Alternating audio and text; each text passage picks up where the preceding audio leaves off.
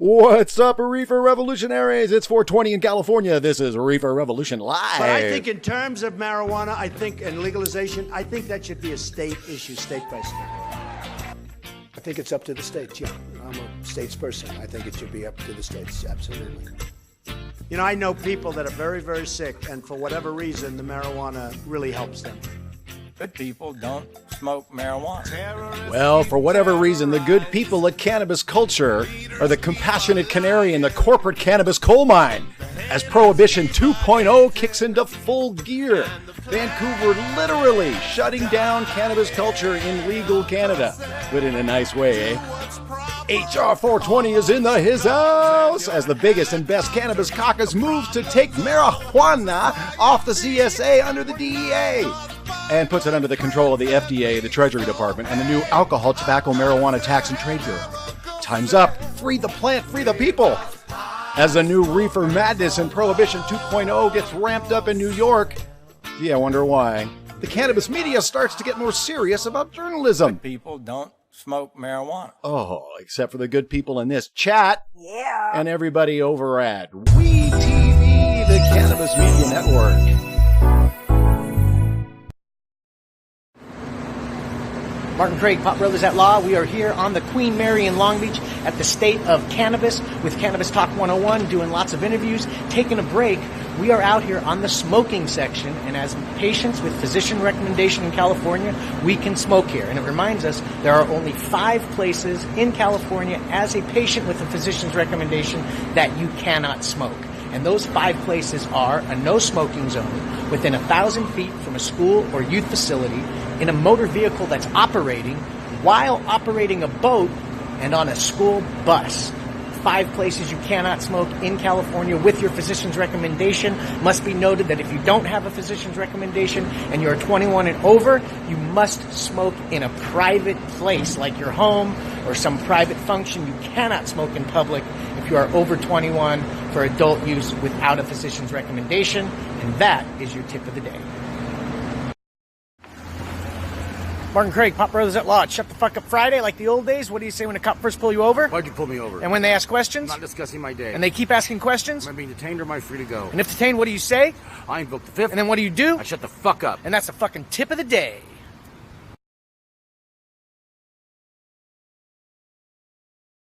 What's up, Reefer Revolutionaries? I'm indeed Dave Conan, and this is indeed Reefer Revolution Live, the show where we spark up, talk about marijuana in the mainstream media, the politics of pot, and cannabis cures every week here on YouTube at 420 Pacific. And when I say we, of course, I mean my partner in all things, and cannabis too, Coach Chela. Hi. Hi, everybody.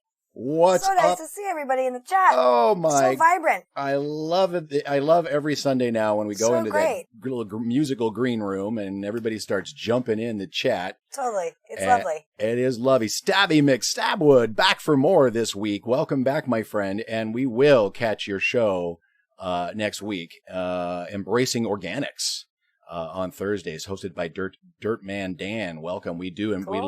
we love growers media. We love all kinds of cannabis media. We're meeting a lot of great cannabis media, in doing what we're doing as new cannabis media. Lots of fun. And this show is one of them. So welcome everybody. Ellen Blasey in the house, one of our patrons. Welcome Bonnie Lee, a contributor over there on Streamlabs as well. And folks, Awesome. you can also become a patron if you are so inclined. There is a link at the top of the channel as well as a Streamlabs link. But we love the fact that we're being shared. We're being shared Wow, all you guys, over the thank place. you so much. That's really what we want. We want to get this information out. We want to get this education out. We want to get the news to the folks that want it about cannabis legalization, quote legalization, Right. in this Prohibition 2.0, people. We're watching it before our very eyes in Canada and in California and from coast to coast in the United States, where legalization is happening or is on the ballot or on the brink of happening somewhere. So welcome everybody. Who else? We got, I saw MDM Niles. Happy Guy just jumped in. We got Cannabis Sativa. Welcome Cannabis Sativa. Welcome, everybody, to the show. This is indeed Reefer Revolution Live. We do this every Sunday on YouTube at 420, but we are also streaming out over Facebook, Periscope, Twitch, DLive, and, of course, as I said, Weed TV, the Cannabis Media Network. So we're going over as many platforms as we can think of. We haven't figured out Instagram yet, but we're going to get there. Well, we have to get vertical for Instagram. I could do a little one right now of us as like a little teaser. You know, we could do that. We could do Green Room in Instagram. That would be fun. Yeah, we could do that. And we could do check-ins. We could do Instagram during the afterburn. We're totally learning this stuff, while guys. we're watching videos. You can do an Instagram commentary. Maybe I'll try that live. That might be fun. That'd be kind of cool. So yeah, we're all learning this, and we have new friends helping teach us. A dingo. All these. Hi. A dingo ate my baby. Definitely hi. Definitely hi. More great research going on down in Australia, my so friend. much good stuff. Oh, it just seems like Australia is the poppin' place right now. Cannabis is popping everywhere. Research is popping. Research is going to start popping, hopefully now in the United States. Now that things are loosening up over there in the House, and we're going to talk about all the news this week in this hour, in our free flowing, easy. Enjoy the show. Go with the flow. Enjoy the show. Show. Yes. So welcome everybody. What are we smoking? We have some Gorilla Glue. We do. We have some very nice. Gorilla Glue that we are number 4, GG number 4. Yes. We are, not to infringe on anyone's copyrights. That we got before the 9th of January. Just saying. The end of compassion in California, January 9th. Compassion has ended in California, guys. And another major expansion of the black market.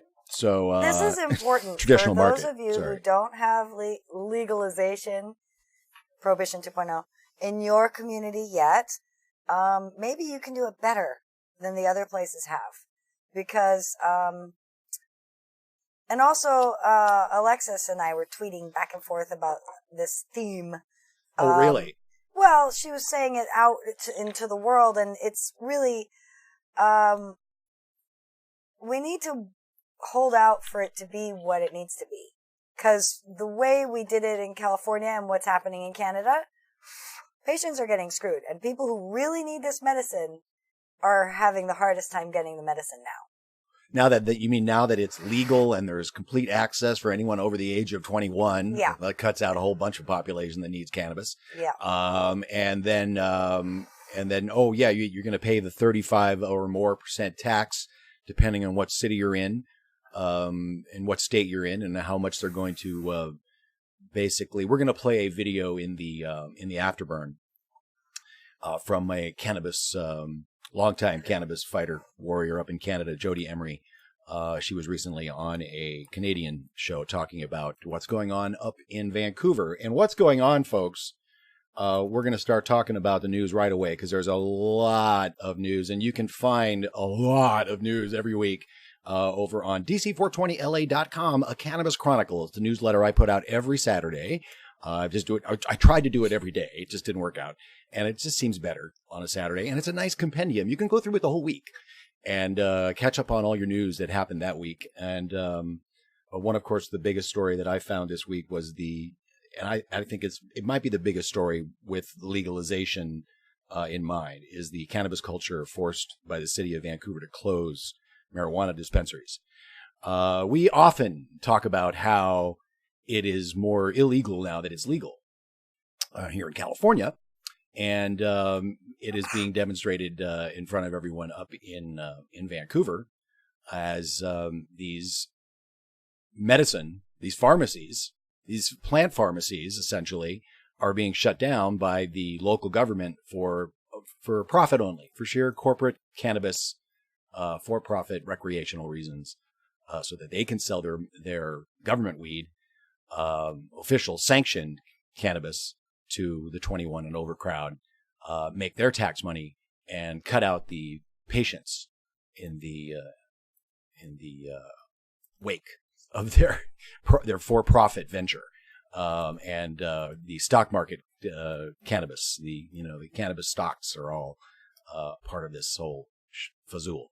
So that's, I think, one of the biggest stories of the week is what's going on in Vancouver and these shops being shut down. And there's a great video we're going to play in the afterburn and talk about that. So that's in the Chronicle this week, as well as here nationally, we have good news. Chela, we have the strongest, the better than ever cannabis coalition in Washington, the best cannabis caucus we could have with Earl Blumenauer and vice chaired by Representative Barbara Lee here from California. Very exciting.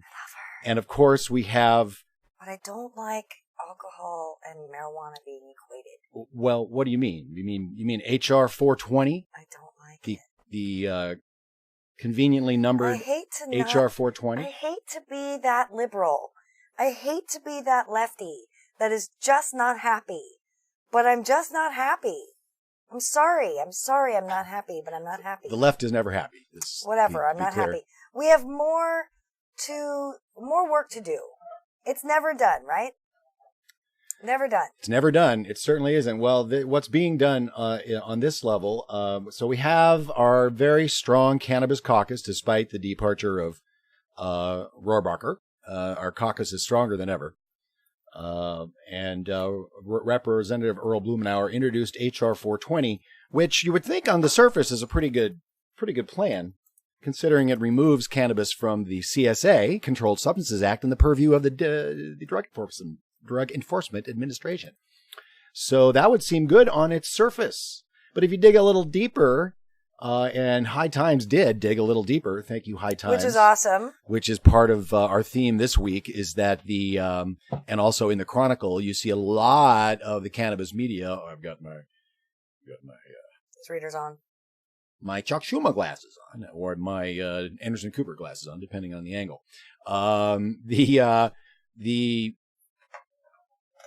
I digressed and I lost my train of thought. We were talking about 420. Yeah. And the fact that it's now it takes it out of the CSA and the purview of the DAA, but it shifts it over to the FDA and the Treasury Department and has it's right there in the title. I guess you shouldn't be surprised that it's now going to be regulated by, you ready for this one? Yeah. I love the name of this. It's no longer going to be the Bureau of Alcohol, Tobacco, and Firearms and Explosives. At least they're taking explosives out of the title. And they're replacing it with marijuana. Alcohol, Tobacco, and Marijuana Tax and Trade Bureau. That's explosive. I'm sorry. No. Look, I am totally on board with taking it off the CSA. I'm totally on board with people being able to study it. I'm not on board with taxing and regulating it like alcohol, because it's not like alcohol. And once you know that, after some of the science comes back, you'll realize, oh, gee, it's not like alcohol. And you'll have this huge, giant, enormous, huge, new government regulatory commission, and it's under the wrong thing, and then they'll never change it, and we'll be fucked forever. Well, at least here's the good news: is all those police dogs that are out of work can go get a job with the Treasury Department and help them regulate cannabis over there, because they're going to be in charge of Mnuchin marijuana. Is going to be under this bill would be in charge of regulating the trade of cannabis throughout the legal states, and making it a federal crime with a small, little tiny penalty, knowingly transporting it into illegal areas. So, what do you guys think in the chat? Is HR 420 the idea that we're going to remove cannabis, remove marijuana from the Controlled Substances Act? Which we're all on board of. And the DEA will not be able to, and the Justice Department will not be able to do anything. We like that. That part's good. But how do we feel about it now being taxed and regulated by alcohol on a national level, or regulated anyway by alcohol on a national level? They're not going to tax it yet, because you can't put a national tax in. But it is in there, yeah. Well, it's allowing tax. Well, it's allowing states to tax, I think. Well, maybe there's more in there. The Fed's going to tax it too, and not allow it transported between this is bad states. News. It's too much. It's more over regulation, over control. If they wanted to do something, they should put it into the Farm Bill. Yes, that would be good. We need to send Blumenauer and Lee a nice note that says that this is not the way to do it. I think that they probably think that their conservative or non-cannabis understanding, their cannabis naive counterparts will probably be more likely to pass such a bill because they liken the effects of cannabis with the effects of alcohol because they are naive and they don't know. Well, so my friends, my people in the chat, I beg you to send a nice note to your elected representatives, educating them on the benefits of cannabis and how it is not like alcohol. Well, the funny thing about this is Tomatoes. that the FDA is already exercising their authority under, I don't know if it's the Farm Bill or what it is, but the FDA has already been confiscating CBD. They're there in the store in the Chronicle this week. You can read a little side story in Arizona. Cosmic Lettuce, if you're jumping in, FDA officials seized CBD edibles from Arizona smoke shop. They basically sent in investigators, asked what in the store is edible by humans, consumable, that a human would eat, and they pointed the things out, and they came back the next day and raided them and confiscated all this stuff. Because CBD is not for human consumption, according to them. They're not according to the state of California either. I know. Yeah. They're so naive. They're so uneducated, and we have to. I feel like the best way to achieve our goals is to take a compassionate view of their naivete and not think that it's willful ignorance, and rather that it's being a victim of the racist practices of the last 70 years. Well, really, hundreds of years. But in this particular case. Which continue. Which continues, yes. As noted in the Cannabis Chronicle this week, despite the Virginia governor calling for marijuana decriminalization in Virginia, several stories this week about Philly police still arresting way more black people than anyone else. White people get tickets and black people get arrested in Miami. Legal weed is great, but black and brown communities can't be left behind. So whether it's it seems to be a regular media narrative that despite decriminalization efforts and cities taking stances on this and not prosecuting, that we're still seeing more arrests, according to the FBI, despite fewer prosecutions. And we're seeing a new level of enforcement.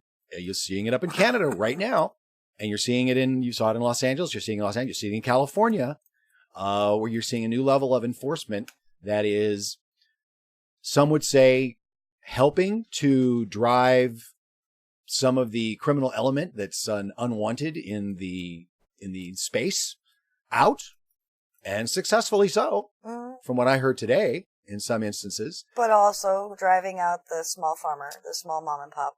That's right. As well. But also destroying in its wake, on the other side of the wake, a bunch of small family farms and companies that are trying to do good, get cannabis to patients. You see it here in California with Weed for Warriors, with Sweet Leaf. We talked about that in the last couple of weeks.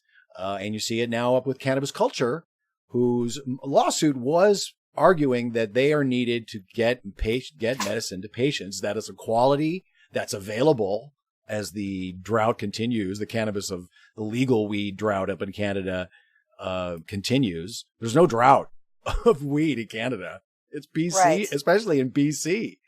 There's plenty of weed. It's like there's in Oregon. They're very close.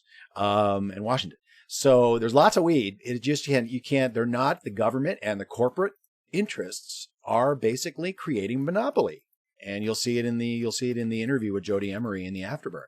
But so we have this new reefer madness to go along with Prohibition 2.0. The horse is out of the barn, as it were. Legalization is happening. You're seeing it every single state this week. If you look in the news this week, the bills are just popping up like mushrooms all over the United States. Are popping up. It's like Missouri, spores have spread all over. Hawaii, one of the most really anti-marijuana states It is. in the government. Ironically, yeah, is, you know, they're talking about it. And now just breaking this week, or rather right now, Friday, Rhode Island is, the governor's like, I tag out. We're going for it. Everybody's doing it. Can't resist any longer. Can't resist. Do not. Resistance is futile. Yes. It's coming. So that, and there's another another new bill in the House that would basically make the Cole memo law across the country. It would protect medical, and I'm not sure if this legislation does states recreational as the States Act does. But the Cole memo we knew, in the Rohrabacher-Farr and all its extensions, and the one that's in the spending bill this week, or whenever it gets signed, would protect it as well. But this would make it law. It wouldn't need to be an amendment anymore. It wouldn't need to be an add-on. It would make it a law if this bill passes. So that was just introduced Friday as well. So, you know, it's we have action sprouting up all over the place. We have the new prohibition starting because they have the lists now. That's what they said in Murder Mountain. They've got, the sheriff's got the list of who is in the satellite pictures of who should be growing and who shouldn't be growing. We've got New York now in the flood of reefer madness coming out of New York. We had that the New Yorker story came out, which was just exploded Twitter, which was the Malcolm Gladwell story in the New Yorker. And that just, you know, Twitter went nuts over it. It was crazy town. It was psychotic story about cannabis and psychosis and violence. New York, in the New Yorker. And New York is the #1 consumer of cannabis in the world. What do you mean? Oh, that was out here this week too, guys. In the world. We didn't get the drum roll. Sorry. We were going to have the drum roll. The Tribune, the Express Tribune, put out the list of the drum roll. Thank you. We should spark, you know, the drum roll would be the vaporizer. Turn that on, maybe. I don't know. But Karachi, of course, is the second largest consumer. But that's the headline, because I guess this is an international paper. But for our concerns, for another year in a row, the top city consuming the most cannabis per year. New York City. 77. Go New York. 77.44 metric tons of cannabis consumed in the city of the Big Apple. It should be the big bong apple, the big bong pipe, the big bud. Big cola. The big cola. That's it. New York. I like it. The big cola. New York, you make us proud. But Los Angeles coming in a measly 4th. Yes, but second in the U.S. Only behind New York. That's right. And Karachi, I mean, and we're talking New York like almost doubled Karachi. It doubled New Delhi. It's amazing. Which is interesting. And then Los Angeles, Cairo, Mumbai, all not very cannabis friendly countries. Yeah. As I read it. London, of course, has its prohibition problems, and its drug war. Yeah. Chicago, where I guess the candidates, and Moscow, look, Moscow's on the list. And they hate cannabis over there. They're super anti-cannabis. Oh, they hate it. They'll chop off your hand. Probably not really. Maybe, and Toronto. Measly Toronto coming in. Not even Montreal, where Montreal supposedly smokes more cannabis based on the poop test that Canada recently did. Huh, there's a discrepancy here. There seems to be a discrepancy. Toronto or Montreal? This might be I don't know how, a weed index, from the weed index. So I'm not sure how... Excuse me. How reliable the weed index is there. But it's a fun little list. But good thing that... in Chicago. That's what it is. Chicago was on that list. Yeah, let's talk about them. Just real quickly, this week, all 13 Chicago mayoral candidates unanimously endorse marijuana legalization at a forum. CJ Apo, there you go. This is awesome. Because before... it was, which candidate supports cannabis? Which one? Right. Of the 13 are we going to look at that support cannabis? excuse me, cannabis. There were a couple of light qualifiers there, and it's like, well, no, just a yes or no answer. So, and they put it out there. So there you go, all 13 candidates in Chicago. And meanwhile, in New York, the recently inaugurated mayor, de Blasio, friend of cannabis, the mayor. He's been the mayor for a long time. But apparently, has he? Yes. Well, what did he just do? Hey, He had his state of the state. We're talking about your state, dude. CJ, hey, we're talking about Illinois. We're just saying that all. Well, you just heard. You might hear it right now. Considering you're a little behind. But yeah, he's been the mayor for a while, right? Okay. Well, what is it? Oh, it's the legal. Oh, I know what it is. It's the legalizing of cannabis that's new in New York. That's right. What it is. Yeah. They all seem fresh and new as soon as they come on the cannabis train. Yeah, I love this story. But yeah, it is a pretty good story considering what's going on with regards to corporate cannabis up in Canada, everywhere, and in everywhere, all over the entire planet. As Daily Dope documents weekly. Daily Dope, if not great. Daily, as the name implies. Daily Dope, we love him. Out there in the Midwest. He's so good. Corporate cannabis is coming everywhere, folks. And so they've got their new Reefer Madness with their hitmen like Malcolm Gladwell and others writing hit pieces, putting out Reefer Madness like Marijuana Mountain, which might actually backfire. No, it was Murder Mountain. Murder Mountain, sorry. And the main upshot, I was watching Grow Sisters today, and if you don't watch them on Instagram, you should. If you don't follow them, you should. So Grow Sisters they are in Humboldt. They grew up on the mountain in Alder Point. And they know the community. They know all the growers. They are growers themselves. They know what's going on. They had a great show today. You should watch it before it goes away. But in their main upshot was, hey, you gotta know, like we always say, know your source, know your people, do your homework, do your research. If a filmmaker is coming to your community, try to find out what they were into before. Find out what their motives are. Find out what, maybe their motives were pure. Maybe they really did want to make a story just about a documentary about the legalization in Humboldt and how it's affecting the community. Maybe they did want to make that And they came across this really crazy, sensational story that would make a great docudrama on... Right. And it just happens to be that the filmmaker is kind of a horror filmmaker guy. A true TV guy, or something, or whatever it was. So he's a true crime guy. It should have been two series. You do what you know. Now, here's the thing. I also picked up on that broadcast by the Grow Sisters that because they had a guest on that was in Murder Mountain. Uh-huh. So definitely watch one of the growers. Catch that broadcast. One of the growers that's spotlighted, and it might be it might end up being because now they have exposure. People are talking about it. People are inquiring. It has changed. The environment has changed dramatically, and it does. It comes down to the fact that you have a prohibition across the country that allows an element to exploit laws that are for whatever reason makes an enticing, profitable area for greedy people. And then you have, you throw meth into the mix and, you've got there you go. You've got Murder Mountain. So, know your grower, know who you're going to go trim for. I'm sure the trimmers, in the chat would agree with that. And now Ernest of Gaia has basically a co-op of trimmers to, help support them and protect them and make sure that they're getting a living wage and safe working conditions and whatnot. So did they use that sensational case still ongoing? By the way, has not been solved technically, probably never will. Did they use that case to help get the message out that was buried in that movie, because in that series, because one of the criticisms that was brought up on the Grow Sisters broadcast was that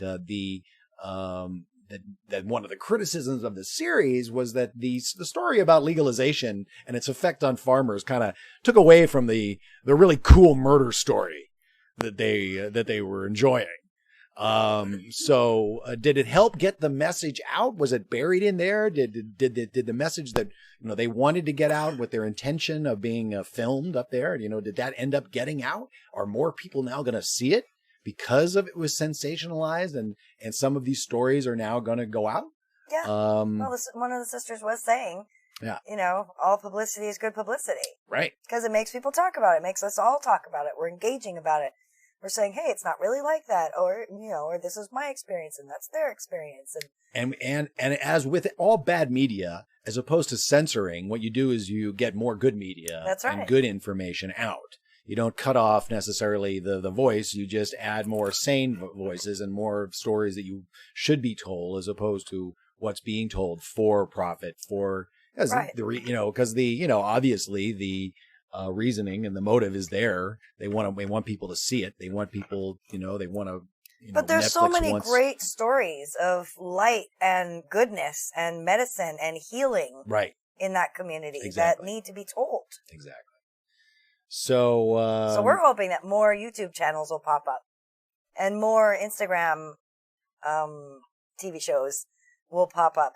We're hoping that more people like the Grow Sisters will do more things like that. We're Absolutely. Hoping that the medicine women who've been working in the community for, 30, 40, 50 years start getting more media savvy people with them to help them show the world what cannabis really can do. And maybe not just cannabis. Maybe, like you've been watching all those awesome mushroom videos. Oh yeah, I've been caught in the mycelium web of it's net awesome. of Paul Stamets. Oh, it's fantastic. I watch his TED Talk every year to figure out how to just be reminded how our ancient ancestor, the fungus, the mushroom, really knows how to take care of this planet and everything that's on it.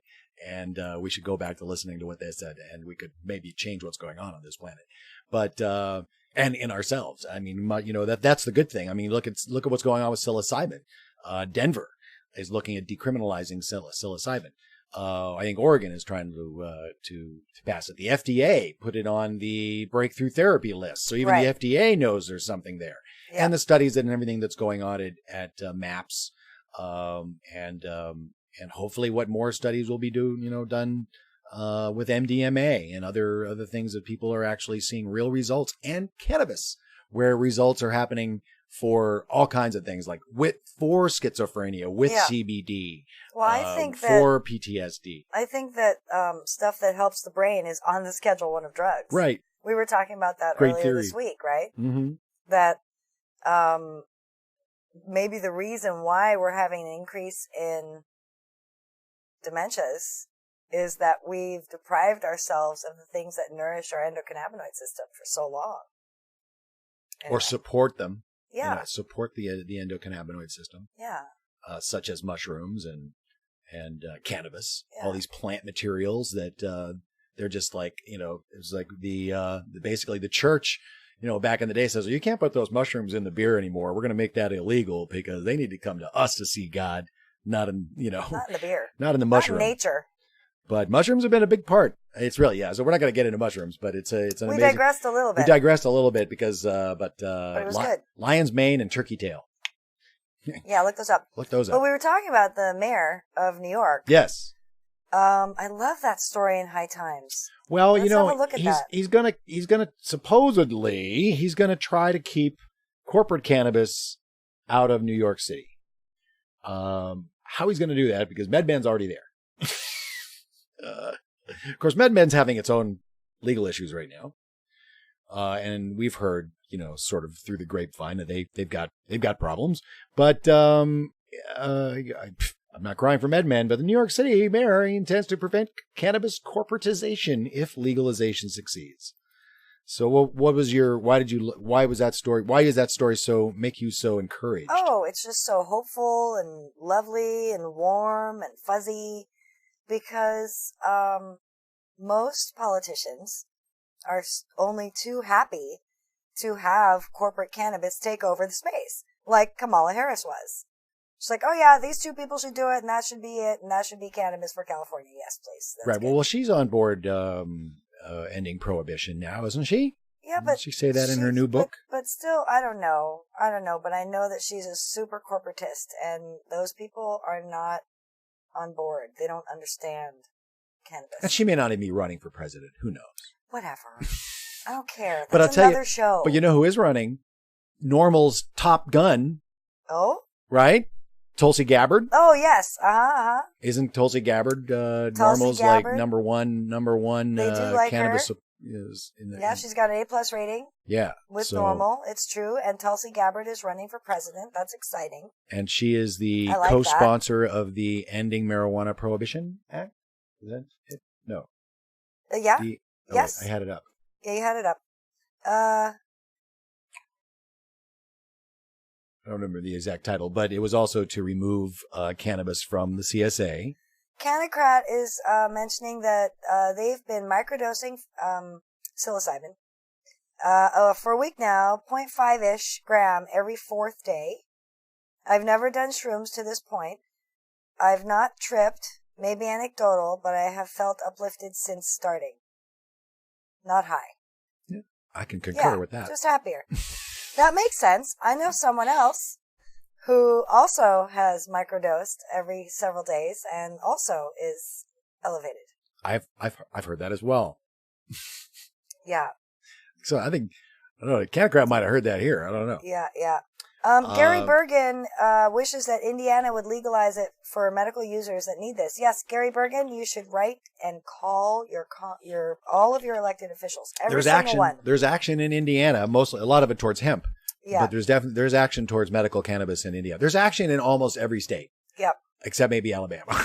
We're getting there. It's okay. It's okay. I swear, when we find one, when one pops up, we're going to have a party. We get so excited. But there are so many states. I mean, that are just it's popping out all over the place. It's true. Virginia is a hotbed right now. Virginia is a huge hotbed. But everybody's worried about the driving. Literally, I mean, they had this one study comes out of Michigan, University of Michigan, that says half of the people that smoke cannabis, medical marijuana, are high while they're driving. So now every media market picked up on it this week. We're not going to play that many of them in the afterburn. No. But every media market picked up on it this week. So it's always weeks now. For weeks now, we've been reporting. It always is. It's our major concern because of this confluence between alcohol and cannabis that they keep doing, which Representative Blumenauer just did again. What are you doing? Blumenauer of all people. So, of all people. And that's, and if that passes, it's not going to pass, but so it's not going to pass. Why do that? I guess because you're going to you don't have any co-sponsors yet. So where's the caucus on as far as co-sponsoring goes? We have the Marijuana Justice Act that is been co-sponsored by the chair of the committee it would come up in. So, maybe we'll hear that. That's the Barbara Lee. So there's a couple. Lee's got one. She's the vice chair. Blumenauer's now co-chair. She's a co-chair. Sorry. And co-chair of the Cannabis Caucus. And Blumenauer's got his, essentially the corporate cannabis legalization bill. The Barbara Lee's bill is the Marijuana Justice Act. And that goes much deeper with regards to social justice and addressing the drug war. Whereas the new one that's just 420, HR 420, how cute, jumping on the culture. God, I hate people that do that. At DC 420 LA. But yeah, so we've got that, which is basically says, we're just going to throw it over and we're going to throw it into the guys that bust the guys that do much, the beer, the guys that regulate the beer. So you're going to see weed. What are you going to see? Weed at the liquor store? Is that what's going to happen? Are they're going to start selling cannabis once they legalize it, around the country? So you've got those two bills. So will those come up for discussion? Let's see. Let's see which rises to the top, as it were, the cannabis cream, we'll see. or the bubble hash, what bubbles to the top. To the tip of the cola. Of the Cannabis Caucus, to the tip of the cola. Stabwood, people with a constantly saturated endocannabinoid system are excellent drivers. Yeah, weren't you saying something What's the biggest danger? Yeah. Well, my contention is that the biggest danger with driving while high is dropping your chalupa. Yes. That's the most dangerous. That's the most dangerous part. We determined that driving down the Disneyland to see my family. I was not eating a chalupa. I just want to be on the record. No, we were just making jokes. We were eating vegan donuts, but chalupa is a much funnier word. Chalupa is much funnier than donut. And Taco Bell is the number one munchy place. It's true. According to some survey. That's what they've said. By some cannabis media, which is now, I am seeing all this week, or the last few weeks, really, like Civilized, Mary Jane, High Times, really seeing an effort to do more. Maybe it's the upward push of the small cannabis media that is looking at some of these stories, like Grow Sisters, like Swami Select, like Reefer Revolution Live. Yes. Subscribe, get notifications, make sure you ring that bell to find out when we go live. We do it every Sunday at 4:20. But it's good to see that these guys aren't just selling grinders and the best glass and strain reviews, which is all important. It's all important stuff, we understand. All important stuff. But there's a lot going on in politics, and so we like to see we're seeing more and more stories. Well, They've done them in the past. It's been AJ. He's always written great stories. Right, and it's AJ Harrington. Sorry. It's not that those product stories aren't important. They are. It's just that really, like you're saying, to say that everything's legal, it's not like that. Whitey's got his weed, but people of color are still getting arrested. John Boehner's all in on cannabis. So now's the time to be all in on cannabis. Now we're seeing the major cannabis outlets, cannabis media outlets, talking about it as well. So that's exciting. I'm glad that they're doing that. Certainly more. Vegan Metro. Taco Bell is also a great place to get vegan fast food. Really? We heard that from our vegan niece earlier today. Oh, we got full vegan exposure this weekend. On the Taco Bell because we were telling them the joke that we wrote, of course. Is there a healthy junk in Vegas? I'll bet there is. I'm sure there's something like it. Didn't Vegas just get a cafe? The cannabis cafes are starting to pop up. Massachusetts is going to get one soon. It's coming. I think it's a race between Las Vegas and West Hollywood. Who's going to have the first ones?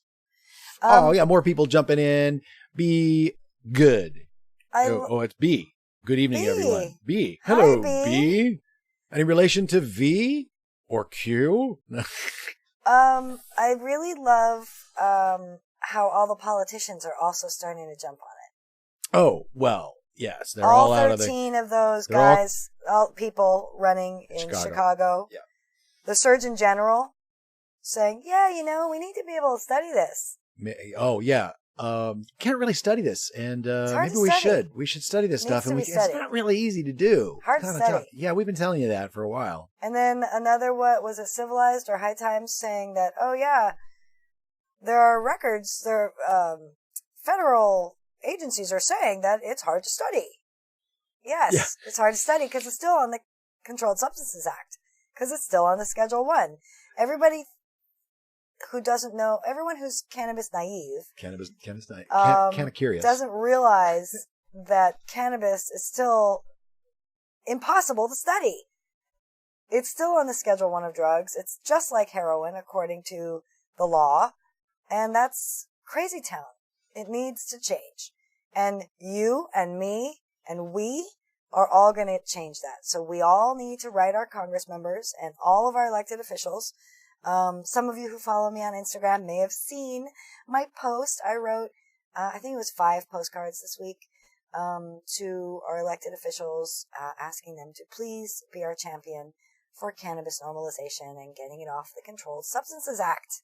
Like Alexis Bortel is trying to champion getting it off the Controlled Substances Act with the federal cannabis lawsuit, which we don't have an update on, but we're excited about. Well, the longer I'm not rushing it. No, we're not rushing it because we want it to go longer. That's longer right. It goes. And RBG is still down for the count right now, so we want her to be hearing stuff. And I don't know how that all fits into the whole scheme of things, but apparently it does, and we're good energy towards that. Yep. So it's happening on many fronts. A lot of these bills would remove them from the Controlled Substances Act. but with these caveats, creating this whole new bureau under the Treasury Department, the Alcohol, Tobacco, and Marijuana. The Alcohol, Tobacco, and Marijuana Tax and Trade Bureau, part of the Department of the Treasury. Please, I don't give understand it a break. why government gets expanded so much under Republican presidents. That's really confusing to me. That's the Blumenauer bill. But if it passed, it would be under a Republican president. And the reason they made it that way is so that the Republicans will get behind it because they only see cannabis as a sin situation. Well, that's like, you couldn't... Guys, we have a lot of work to do. Reagan couldn't get NAFTA, so Bill Clinton had to do it. And Bush couldn't get Romney Care, who lost. And so Obama could do it. So we have a very good point. And but that would be a shame to create a whole nother bureaucracy and allow just a whole nother level of enforcement. The FDA is rating hemp shops for their CBD. For Jimmy, somebody's got to make a parody video of this, of FDA / now the new DEA agents. And totally.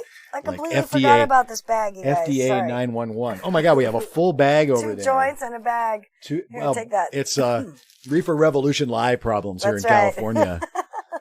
More smoke, as they say here in Hollywood. More smoke. Well, we're going to be living off the supply we got on January 8th for the next year. Just like Sweet Leaf Joe. Right. Figured out a way. And we're going to grow. Yeah, we're going to get a box and we're going to grow in a tent. So we'll get one and we'll get something in 3 months so we can start curing. There's a nice chat. We got to watch Stabby McStabwood's show so we can learn how to grow, and Grandmaster Level and Bingus's show. What's going on in the chat? Well, we got some chat about growing. That's cool. They're growing, Stabby McStabwood is growing a Michelangelo. Ooh. He's looking to see what he can get off of one plant in a 3x3. I want to learn how to do that. Yeah, where it makes it big. How to make it big. I mean, we literally have enough space to do 6 giant Volkswagen-sized plants in our front yard. We do. In front of our little cabin. So awesome. There's more room in front of our house than there is in our house. Yeah. But we are limited to a little tiny tent grow because we have to do it inside, or at least on our little back patio. Oh. So it's going to be 2x2. And I'm thinking of maybe trying to should I make the biggest one plant I possibly can of one strain? Or should I draw like 2 plants in there? I think you should do 2 because what if we fuck it up and we what break if one it? dies? Yeah. But it could happen. Irie Army, that's cute. But that's going to be our quandary: is how to get our landlord to let us grow our plants. I think we're moving in that direction.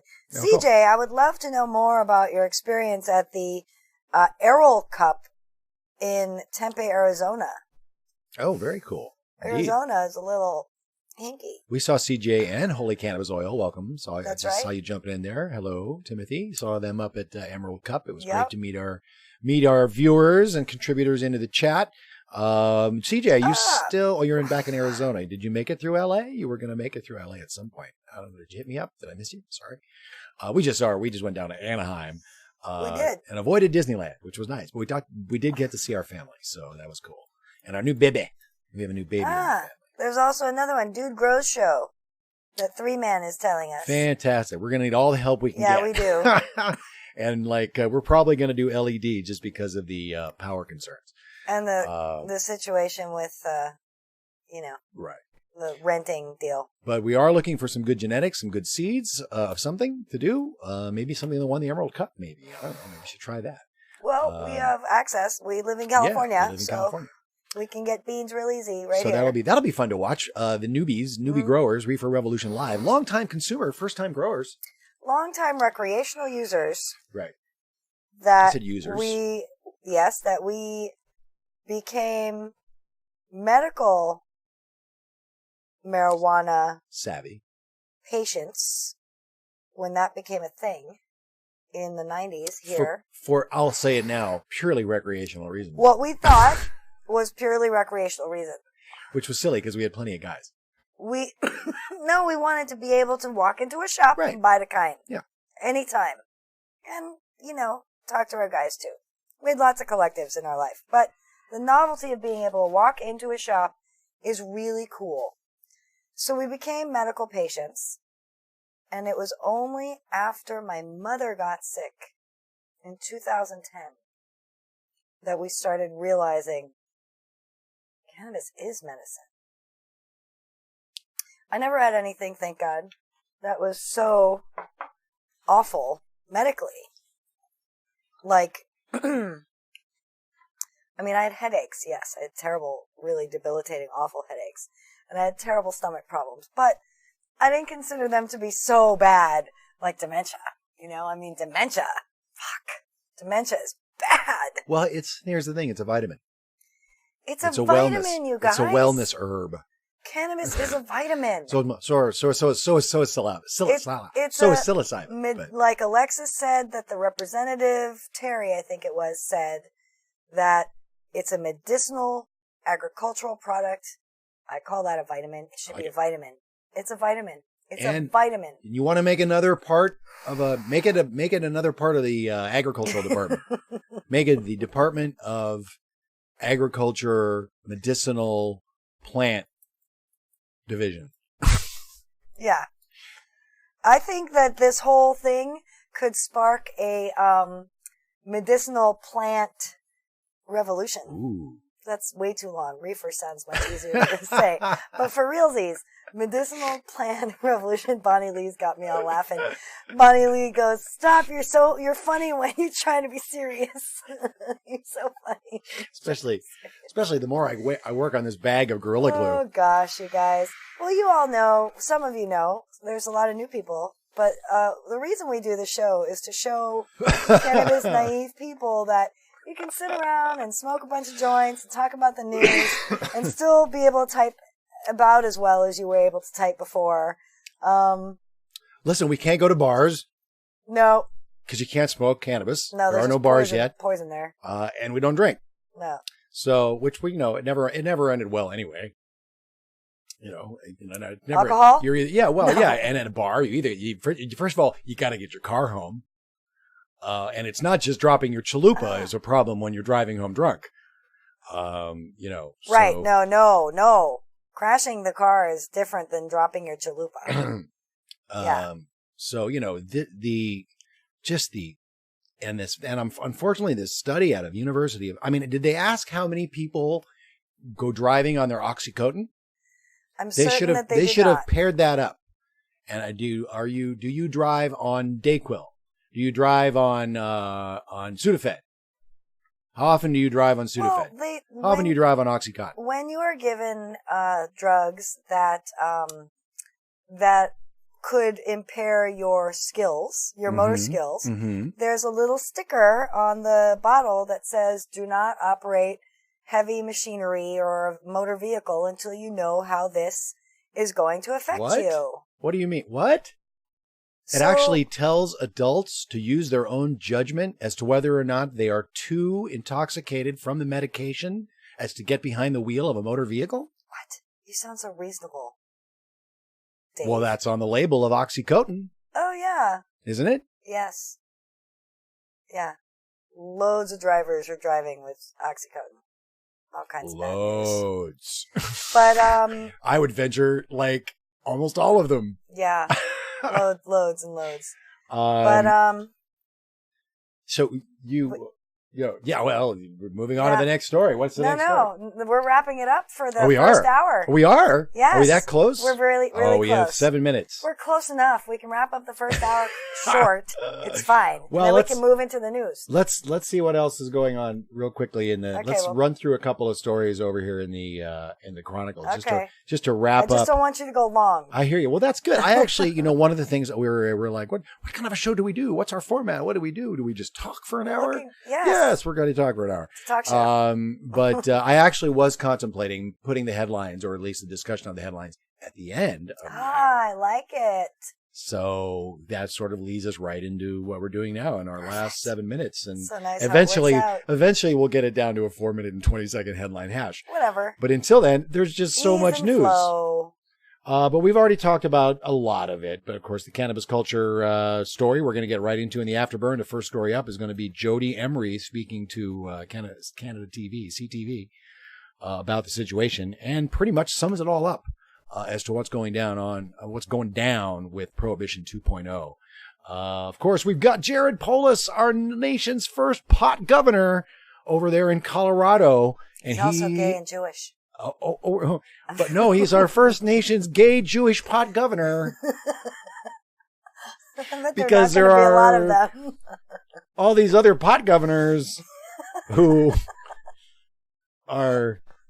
This is not a progressive show, okay? This is a cannabis show, okay? He's Colorado's pot governor, Jared Polis.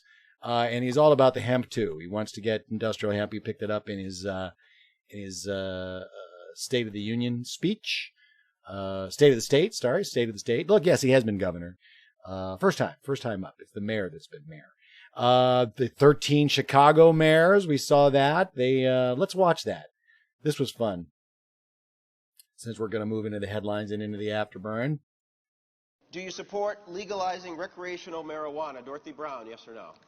Yes, but I would say we need to make sure that we have an addiction. Something related to addiction. Thank you for the yes. Gary Chico? Yes, I was the first person to call for it in this Bill race. Daly? Yes, we could be happy and we could Amara be broke. Yes. Amara Enya was that a yes? Bob Philretti? Yes. LaShawn Ford? Yes. Jerry Joyce? Yes. John Kozlov? It's going to happen. Lori Lightfoot? Is that a yes or no? My thing is, I agree with people if they want to Yes smoke or weed, no? smoke No, weed. no, But no, my wait a thing, I just don't want kids Wait to a be minute. introduced to it at an early All age. right, Lori, was that yes or no? Just to be clear. That was just for adults, Lori no for Lightfoot, kids. yes or no? Yes. Gary McCarthy, recreational marijuana, yes or no? Yes, with conditions. Susana Mendoza? Yes. Paul Vallis? At risk of getting hollered by my mother tonight who's watching, yes. Yes or no? Okay. Willie Wilson, yes or no? No, they're going to smoke it anyway, yes. They're going to smoke it anyway, yes. There we go. Chicago. CJ, coming to your town, baby. As Chela said, also in the Chronicle this week, federal officials recognize how marijuana's legal status blocks research. Documents show. Not just documents, So like it's doctors. Hey, you know, guys, there's a problem here. Oh, really? Yeah. Thanks for telling us. Great news.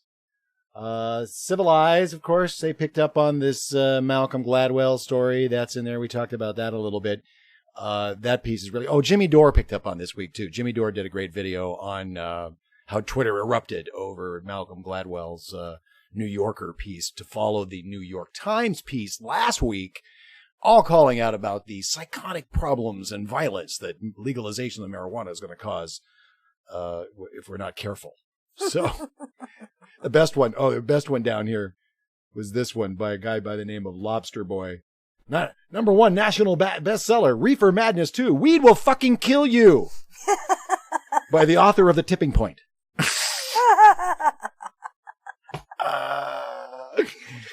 That was pretty funny. Oh, my God. Yeah, he's a hired hitman for that stuff. Of course, Karachi, New York City, you are smoking all the weed, apparently, that we grow out here in Emerald Triangle. Apparently, a lot of weeds get in New York City somehow, and they are smoking 77.44 metric tons of it every year. Second only to Karachi at 41.95, Los Angeles, measly 36.38. What else? Oh, yes, de Blasio making sure that corporate cannabis is not going to invade New York City. Good luck with that, Mayor. Good luck at that one. So that's it. The other breaking news this week, we've got a new bill that would basically make the Cole Memo permanent.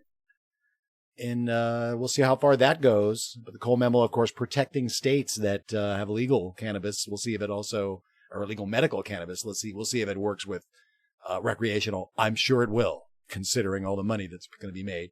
And Rhode Island, the latest on the list of governors, surrounded by the green, says it's time to, and proposes legalizing marijuana for the state of Rhode Island. That little state is going to be very green very soon, along with some hemp, I'm sure. So yes, Chicago, booyah! CJ Apo coming out of Illinois. Exciting. So there you go. See all those rockets we're sending out there, see, Joe? Those rockets of intention for Illinois. It's happening. It's going to happen in Alabama, Bonnie Lee. It's going to happen. It may be the last one, maybe one of the last. I mean, because even Wisconsin and Nebraska is showing cracks in the medical cannabis side. So another dynamic week here, folks, in cannabis news, brought to you by Reefer Revolution live every Sunday at 4:20 Pacific.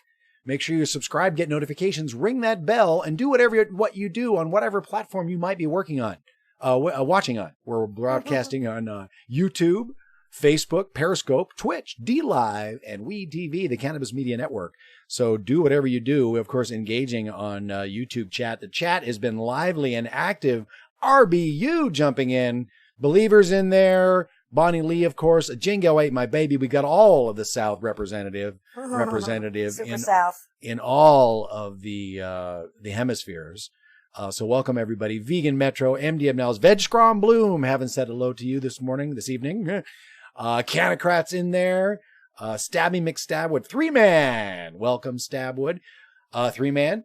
Believer, one of our patrons. Welcome. Our first patron. We do have a Patreon goal happening of 420 patrons. That's our what do they call it? Campaign going on over at Patreon. We'll drop the link in the chat as we get into our afterburn. But you can become a Patreon if you're so inclined for as little as $1, as much as you want. We're going to go for a 420 OG Patreons that will be part of our growing of this channel and of this show. And we're taking it on the road, as it were. We've already tried out our Sling Studio a little bit, and we did a beta testing at the Emerald Cup, and that was successful on many levels, and we look forward to using it again and telling more stories that need to be told up there in Northern California, and to counter this new reefer madness in this new Prohibition 2.0 that is not only helping to break up the black market. Really? Not what the numbers are showing. But it also in its wake is destroying many family farms that have been making their living and supporting their families for decades on a broken system. Yeah. On a broken system of prohibition, the original prohibition of cannabis, now going into Prohibition 2.0, that if you don't play the game, the tax and regulate scheme, if you're not paying up, pay to play, you're part of the problem, and compassion is not part of that equation. We're going to try to get that back in California. Yeah. But right now it's for profit, and that's what we want to avoid. That's what we're seeing in Canada.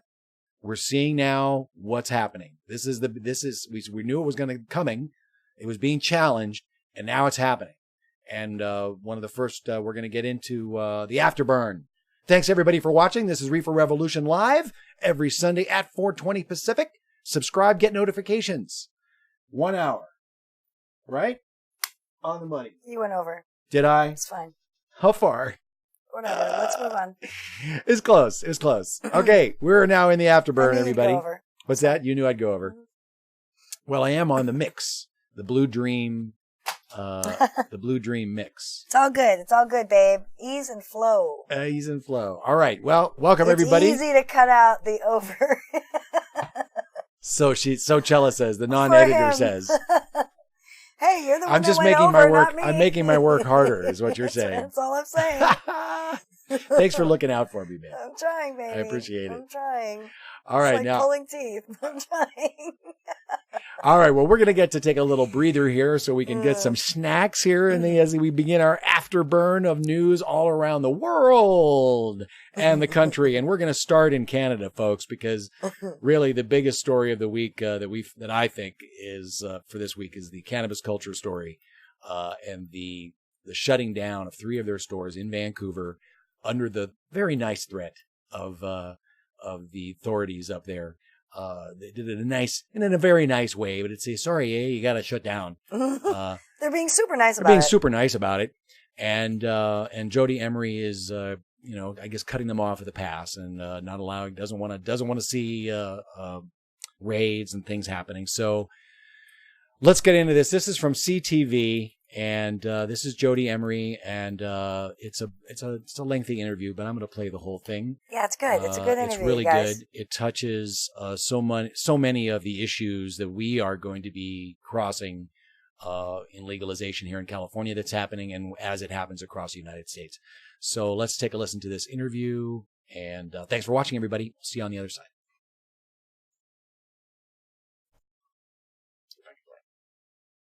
You'll find it. Marijuana dispensary still operating illegally. A warning from the City of Vancouver's chief license inspector. We haven't given anyone a specific deadline. Instead, we're actively working with them to come up with a reasonable timeline by which they can close. When do you anticipate starting to make those arrests that are on the table? I think at this point we're going to continue to monitor the situation, continue to have the conversations to encourage voluntary compliance like cannabis culture, and if locations are not willing to comply, then we will look at taking those next steps. So under the current rules, all recreational pot shops in BC must have provincial and municipal approval to operate and can only sell weed bought from the BC Liquor Distribution Branch. Joining us now in studio is the co-owner of Cannabis Culture, Jody Emery. Thanks, Jody, for coming in this morning. Thank you for having me. So, I mean, you know, we know you have several locations around the city, and that location on Hastings Street near Main and Hastings is, you know, been iconic. It's been around the city for decades, really now. The brand has become, as we mentioned, synonymous with the marijuana movement. So how ironic is it that at this stage of the game, after decades of advocacy, now you're closing your doors, now that pot is legal? It's devastating, and to sit down with 50 employees in the West End at our lounge, tell them that they're laid off, not because we're failing as a business, but because the government doesn't want us to continue being successful, that's very hard. It's professionally devastating. Personally, this is so upsetting. And then politically, to be sitting here watching as legalization is happening, but every which way we've been blocked. When the city says we just need to apply for permits, we did. And they redrew the map to exclude our first location. So we applied for our other locations, and they refused it. And they told us get a development permit, but they literally hid the link from the website until we had media reporters force them to share it with us. But in the meantime, Canopy Growth has got their development permit right next door to our Hastings headquarters. So big money and big government are coming in and trying to eliminate the pioneers and prohibition victims who created this landscape. So you're planning to shut down 3 outlets by January 31st, and we're obviously feeling some kind of pressure from the city. But for viewers, why should viewers sympathize with your laid off workers when it is illegal? Well, it's funny that it is illegal under legalization. Legalization years ago was supposed to acknowledge that there's a lot of cannabis, a lot of people involved. It's a peaceful, massive industry that should be allowed to operate. But under this so-called legalization in Canada, we have tough new laws, harsher penalties, more police, a brand new crackdown unit in British Columbia, and severe punishments being threatened. But what for? There's no harm being presented by these dispensaries. They create jobs, pay taxes, and just beg to be legalized. So we can't be blamed for not complying and not getting a license when the government itself refuses to license us. We've tried every which way to transition, and they block us at every turn. And we also need to remember that recreational dispensaries with government pot are very different from medical. We have an opioid crisis in this city. Studies prove that dispensaries reduce opioid deaths. So if the city really cares about reducing opioid deaths and the safer alternatives and harm reduction, they would allow dispensaries to stay open. So on the other side of things, though, we had Mike Babbins from Evergreen, one of the first licensed pot shops in Vancouver, in on Monday. And he was saying that, you know, he had to go through all this process to get the license. And he's, you know, jumped through he jumped through all the hoops, and he's done everything right. And now he's in business. And so he wants to see some of those other pot shops that are operating illegally, like Cannabis Culture, shut down because you're taking business away from him. Well, isn't that funny? It's all about money for him, not principles. He used to break the law himself, and now he's a turncoat. He's really a trader along with other businesses. There's a difference between being a cannabis business that goes through the process and gets the license and says, great, thank you. It's been a challenge. The government has been in the wrong, but we did it all. And there's a difference between that and being a cannabis business like these who say, we got our license, but we want everyone else to be shut down, so we make all the money. That's clearly not about principles, not about access. And I agree, that is a difficult process. But don't get mad at us. Get mad at the government that creates that difficulty. Get mad at the prohibition and the regulations that he had to jump through, not the other people who are suffering persecution. If he really cared about providing access, he wouldn't be asking for law enforcement to eliminate access. But this is a common business practice. Any business owner has to go through a process and receive the proper license. Why is that would be an exception for your business? Well, we're not looking for an exception. Now, if I wanted to open up an alcohol store and sell you guys alcohol, which causes crime and assault and rape and death every single day, I could do it. I don't need a $30,000 permit. I don't have a 300-meter limit. If I want to sell alcohol or tobacco or any drugs across from a school, I can get a license, no problem. But what they're doing is a prohibitive approach. The City of Vancouver said years ago, when I sat here 3 years ago, they said, we want to eliminate 90% of businesses. Why? What other successful business would be eliminated? And again, we're supposed to acknowledge that legalization should allow these businesses to exist. It's not meant to eliminate and punish people. We need more access, a safer choice. If I can get beer at my barber shop and coffee shop because the City of Vancouver says I can, why can I not get a safer choice that prevents addictions in the first place, safer than alcohol, safer than opioids, safer than most everything the government allows? Cannabis dispensaries do no harm. They literally save lives. So it sounds like you have a very different idea of what, legalization would be if, you were sort of in charge of it. But I want to shift gears a little bit and ask you about the price of marijuana under the legal system. So there's this new report from Stats Canada that says the price has been going up since legalization, that people are paying almost 50% more than they would be on the black market. Is that fueling the black market? Of course. I mean, prohibition prices, the government doesn't want to eliminate this industry. They want to cash in on it. So instead of allowing the existing industry to operate, they're trying to eliminate it and replace it with prohibition prices. And it's pretty ironic when they talk about supply shortages. There's not enough cannabis, and we have to increase the price because there's not enough. Again, we have enough cannabis. We're here in Vancouver, British Columbia. We've supplied cannabis to the country for decades. There is not a shortage of cannabis. There's only a shortage of stock market pot, government pot. 45 former government officials and police officers are running pot companies. They're making millions on the stock market. But when the government federally says restrict and limit access, they are doing that indeed. But guess who benefits from restricted limited access? People like the chief financial officer of the Liberal Party of Canada, who founded Canopy, and they're all cashing in big time. Meanwhile, they're asking for the rest of us to get eliminated. I'm not saying stop Evergreen, stop Canopy, don't allow them to exist. Let's have free, fair opportunities for all. But those organizations are calling for us to be eliminated so they can cash in. And we created this industry, so we should be first in line, but I would even accept an equal opportunity. All right. Well, thank you for coming in and sharing your side of things, and good luck with you with your future business practices. We're reaching out to the city. People can call the mayor and ask for temporary licenses. The city of Gibson's just did that, so it's not impossible for the city to let us continue operating. All right. Right now.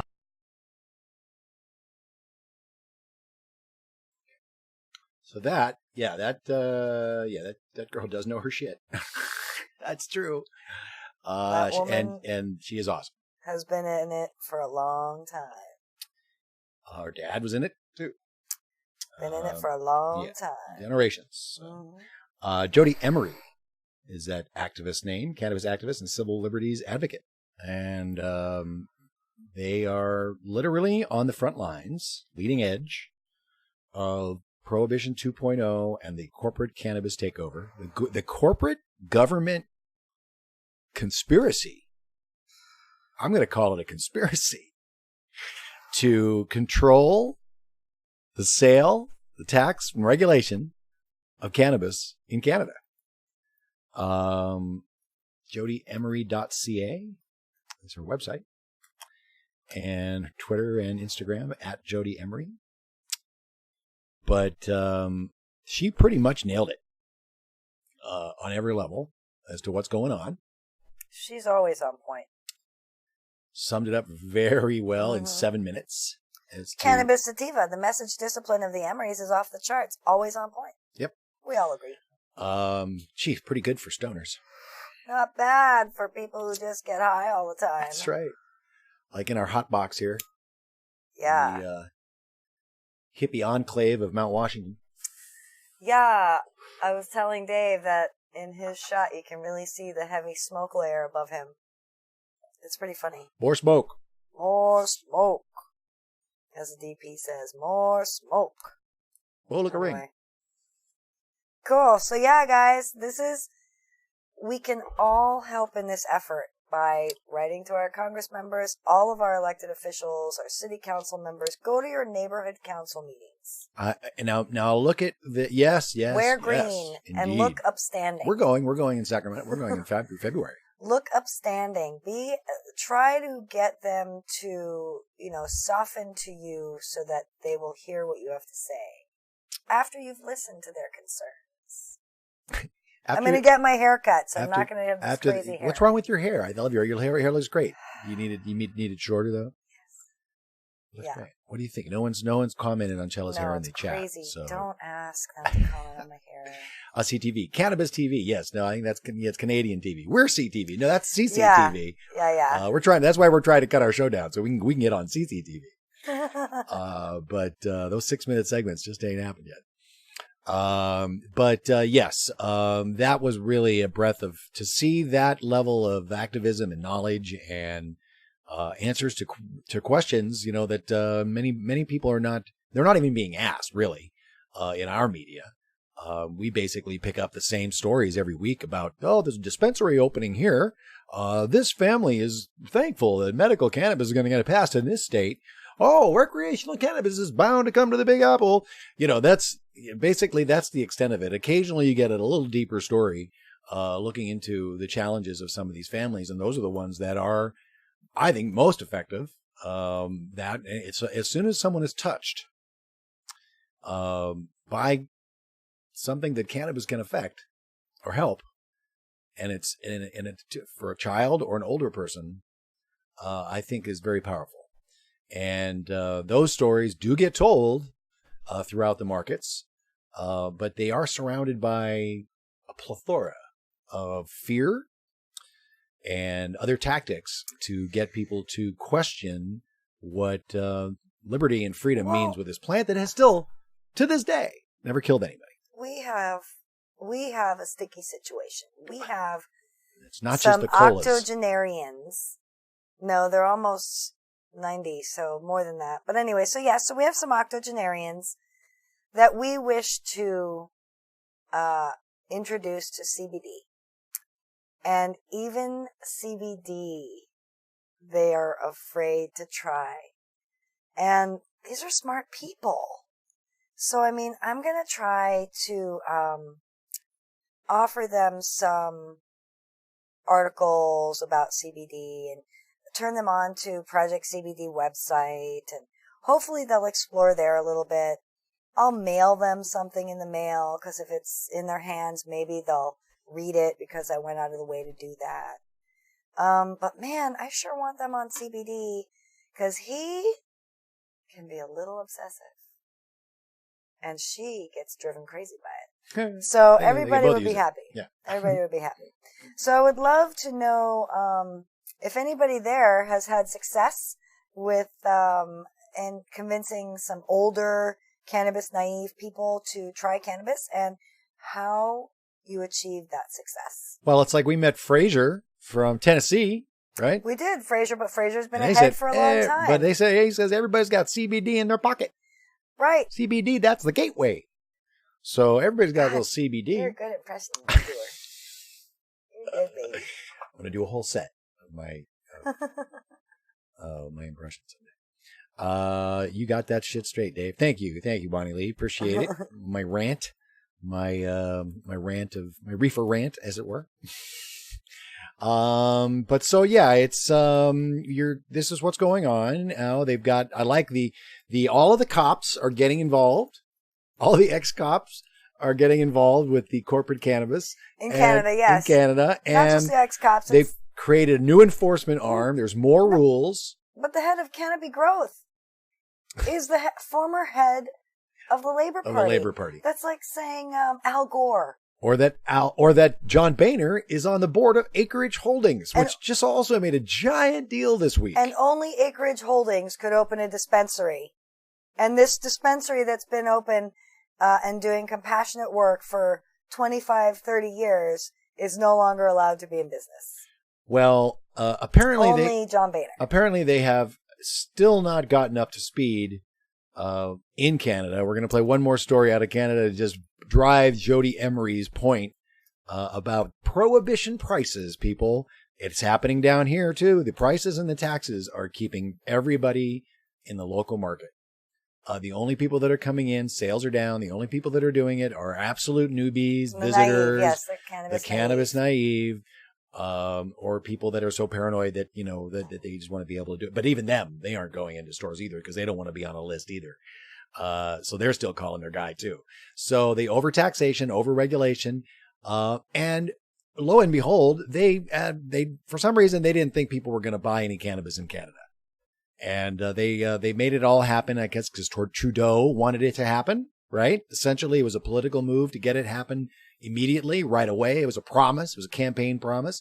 And he wanted to make it happen. So I'm going to say that's why it got forced through before they were up to speed and to provide the supply that's needed and with good cannabis.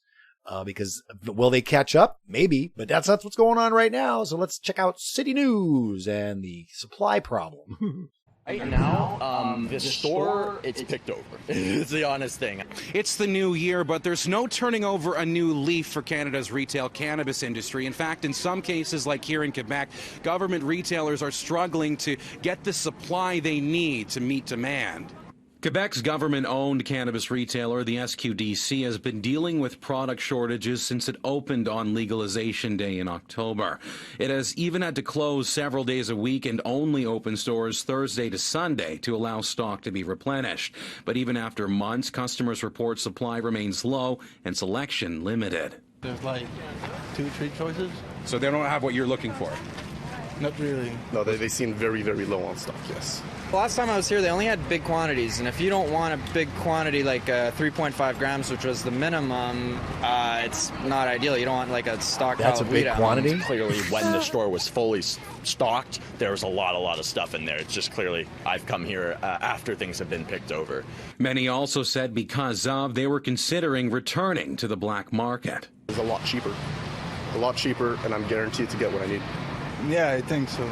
Because it's less expensive, it's cheaper, and maybe it's too dry. I have friends that do go to the black market because everything is pretty limited regarding the supply and everything. Now it's telling that about half the people we've spoken to outside of this SQDC have said that they have either thought of or have gone back to their black market dealer to get the product that they want. Interestingly, a few weeks ago, Montreal police set up a dedicated task force dealing with only cracking down on the black market. And one of its mandates is to actively encourage people to turn to the legal government retailer, even though it doesn't have the supply to meet their demand. A spokesperson for the SQDC tells City News the cannabis retailer is working with suppliers to meet demand and will only open 7 days a week when supply issues improve, but cannot say when that could be. Online hot commodities like cannabis oil remain routinely sold out on the SQDC's website. Only 1 of 13 is currently in stock. And even dried product has largely been picked over, with over 3/4 of varieties currently unavailable. Meantime, manufacturers are ramping up production to meet the demand, but some complain of red tape hindering expansion when the market needs it. Canopy Growth is one of 6 suppliers for Quebec and has deals with other provinces, including New Brunswick, PEI, and Manitoba. The largest cannabis producer in Canada, it has 5.6 million square feet of greenhouse space available to cultivate, but almost a quarter of the space has not been licensed by Health Canada. That is just waiting to be used. In Montreal, Andrew Brennan, City News.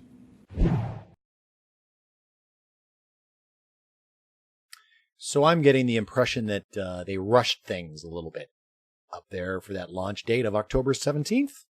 Considering they haven't even finished licensing all the producers for the entire country. So that was definitely politically motivated. And now you've got at least it's no crappy weed. At least it's not weed that you're going to want to buy anyway. So maybe once they get everybody licensed and they're all the grows are happening, you're going to start to see better quality plant material come in. I'm probably guessing that's their hope, and that will draw more people in. But it's the packaging. You think the packaging is bad here in California? The packaging of Canadian government weed is ridiculous.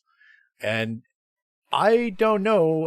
I guess an eighth, 3.5. I guess an eighth is a lot of weed. No, but in the previous story, we saw Jody Emery tell us that, there's no shortage. Right. And there's no shortage. And I know 3 stores that could be open right now in Vancouver.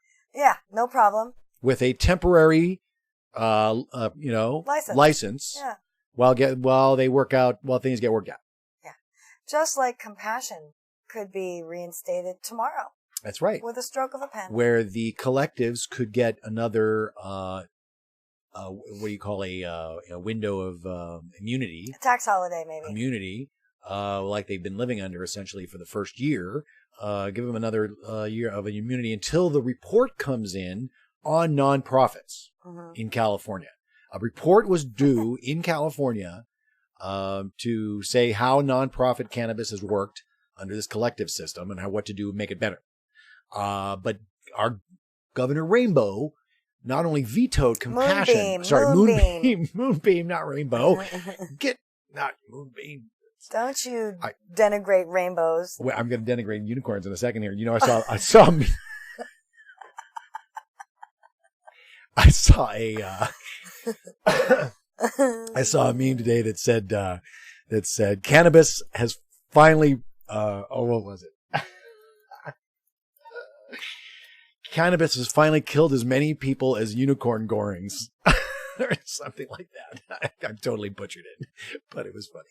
I butchered unicorns. But it was a funny meme. Dave, that guy might just want 1 gram. Maybe only has that much money for that day. Yeah, man, he just wants a gram, man. He wants a gram in a box this big. Yeah, I want to buy a joint. No, sorry, got to buy an 8. Right. It's like put the pusher, man. It's like, no, man, sorry, man, I got 8s. Yeah. Bro. What do you want? I got 8s. But your white privilege is showing. Sorry. You with your my ample pot supply. Well, we do live in California.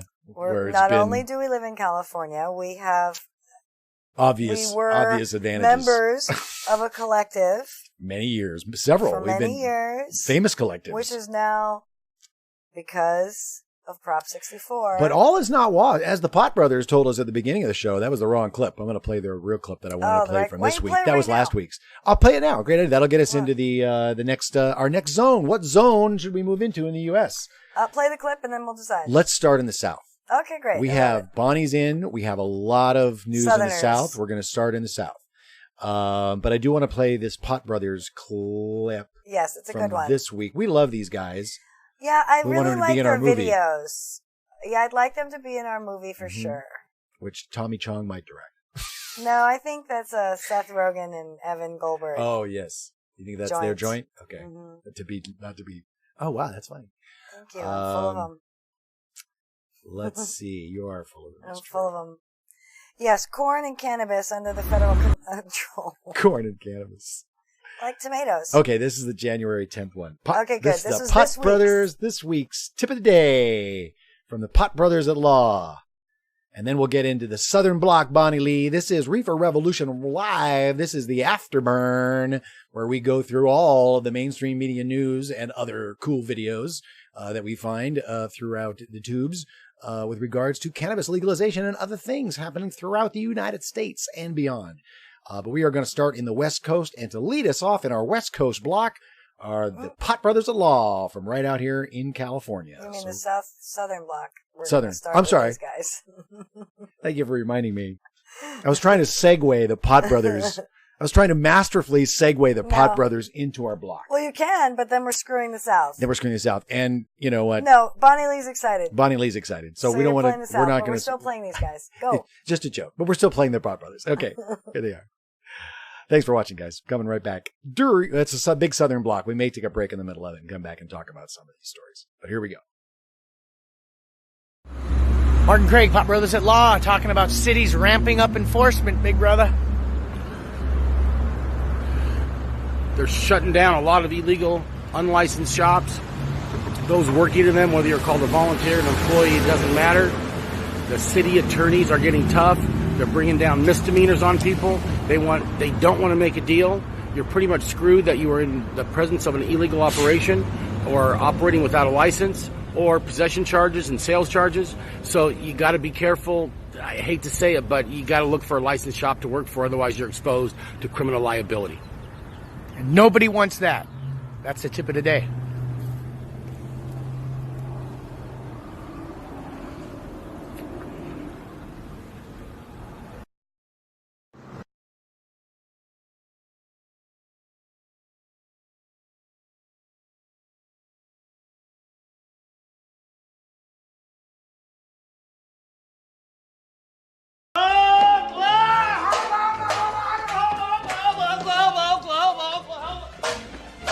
He'll enjoy Oklahoma's wide open spaces.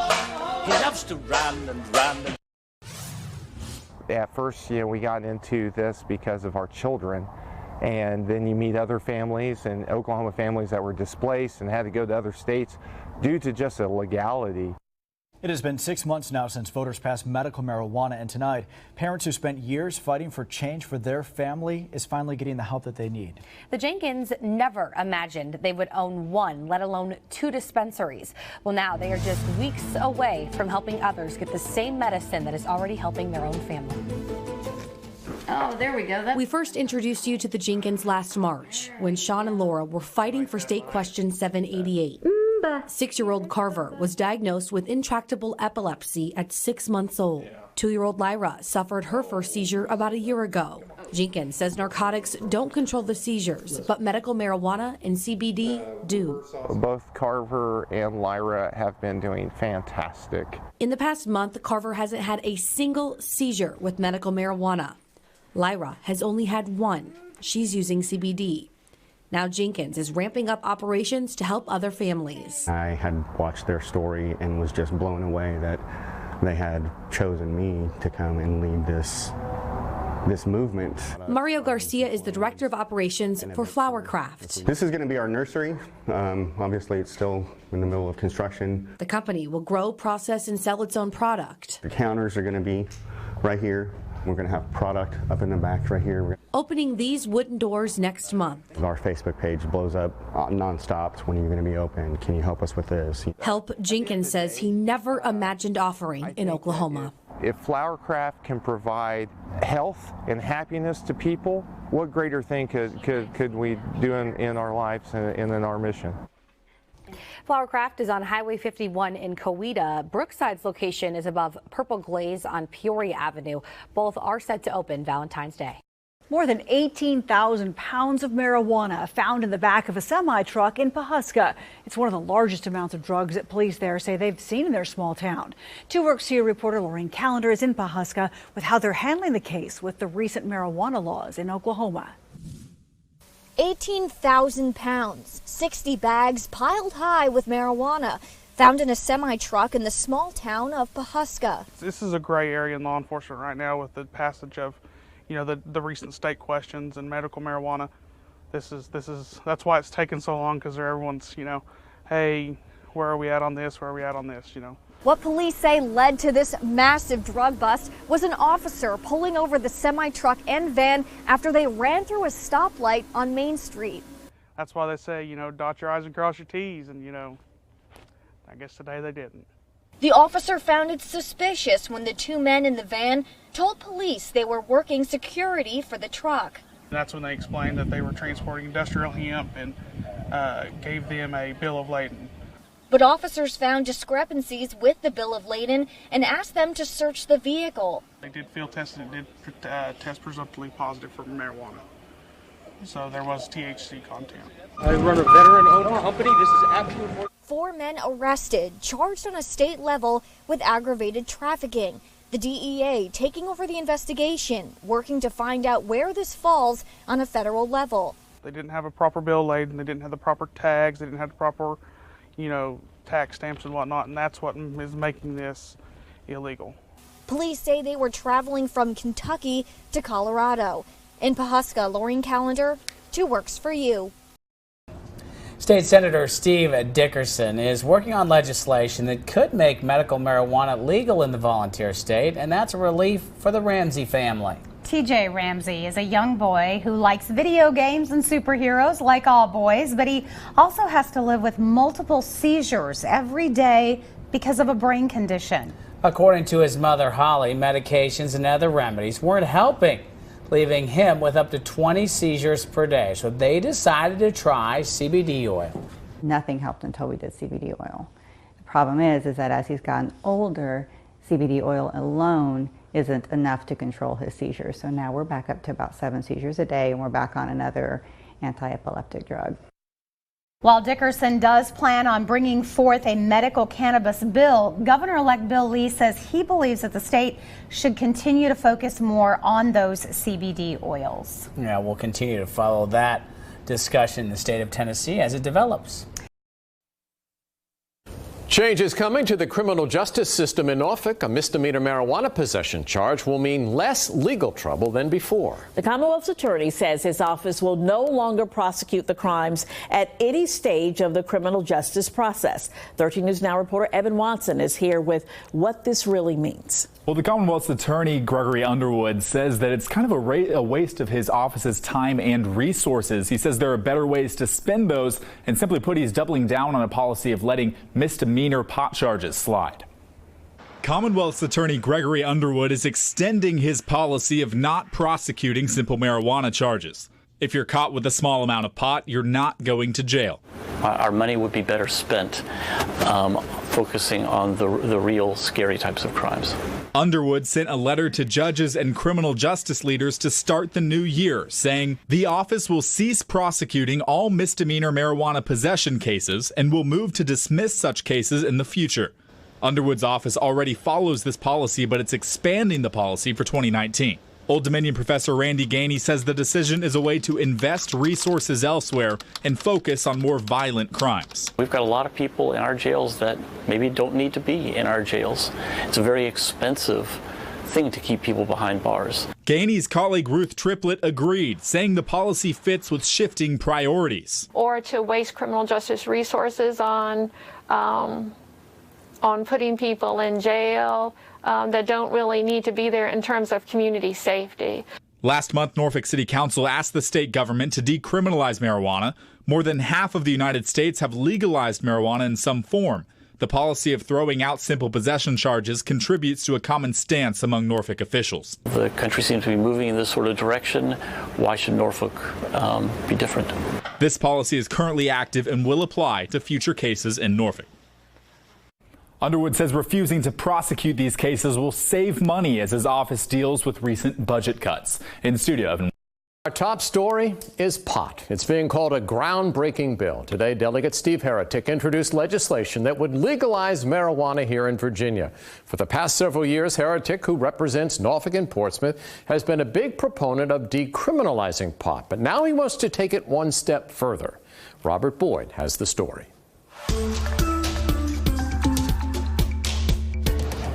Well, Delegate Heretic says an adult can walk into any convenience store in Virginia and purchase wine or beer without a problem. So what's the big deal with marijuana? Why is it such a challenge? He hopes this bill is the first step to legalization. Most of the nation is going to various levels of legalization, and it seems to me that Virginia needs to begin to have that conversation. Speaking with Delegate Steve Heretic over the phone, pot is no different than alcohol, and the law should reflect that. You know, it's an increasing conversation on both sides of the aisle that this is a matter of personal liberty. This is a matter of adults being able to make decisions for themselves. Currently, 10 states have already legalized adult use of marijuana. The facts and the research are on our side. We're very lucky that there are 10 states ahead of us with adult regulated use. So that's essentially 10 case studies. Jesse Scatia of the pro-pot organization Virginia NORML agrees it's time to get weed off the streets and behind counters. There's really been a national and cultural brainwashing when it comes to marijuana, but the facts and the science are really clear that it is so much safer than, say, alcohol for our communities. Scatia and Heretic also say by making pot legal, it will keep it away from kids. You know, you don't have street dealers checking IDs, and it's really important to all of us that there not be youth marijuana use. Then there is the financial impact. Heretic says 2/3 of the tax revenue would go into the state's general fund, and the rest would go back toward drug education. I can tell you in the past 24 hours, we have gotten an enormous positive response. I'm not saying it's going to pass this year, but I certainly think that this is a substantial part on the public policy debate that we need to have to move Virginia forward in this direction. In Norfolk, Robert Boyd, 13 News Now. News pre-filed a bill in the state house to legalize and regulate medical marijuana. The session's just beginning, so representatives hope to gain some traction with that bill. 7 News reporter Kimberly Brown joins us with a closer look. Kim. Well, Gordon, as a lawmaker, Rosalind Henderson Myers filed a medical marijuana bill to help patients. As an attorney, she's filed because she knows and she sees the addictive possibilities of opioids and how it can become very addictive for people. And as a breast cancer survivor, she knows firsthand how it can help in recovery. More than 36 states passed laws broadly legalizing marijuana in some form.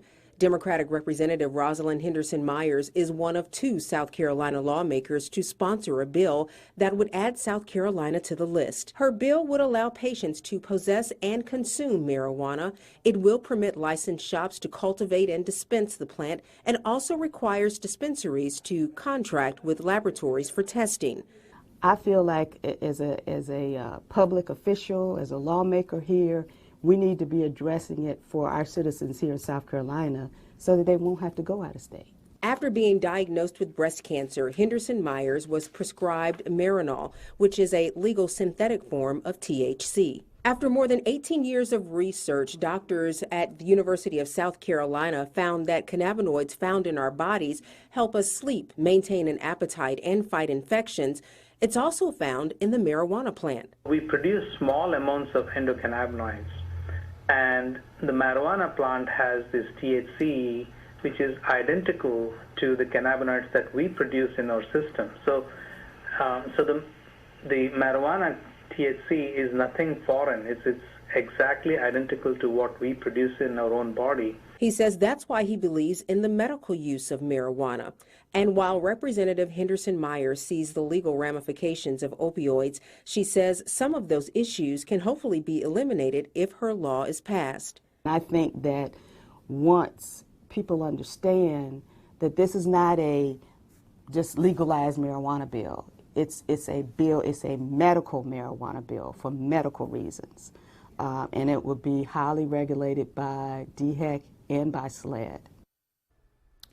And the authors of the bill say that medical marijuana can help those with cancer, Parkinson's disease, multiple sclerosis, and even epilepsy, just to name a few, but it really helps. The devil's really in the details here, right? There's another medical marijuana bill in the state Senate.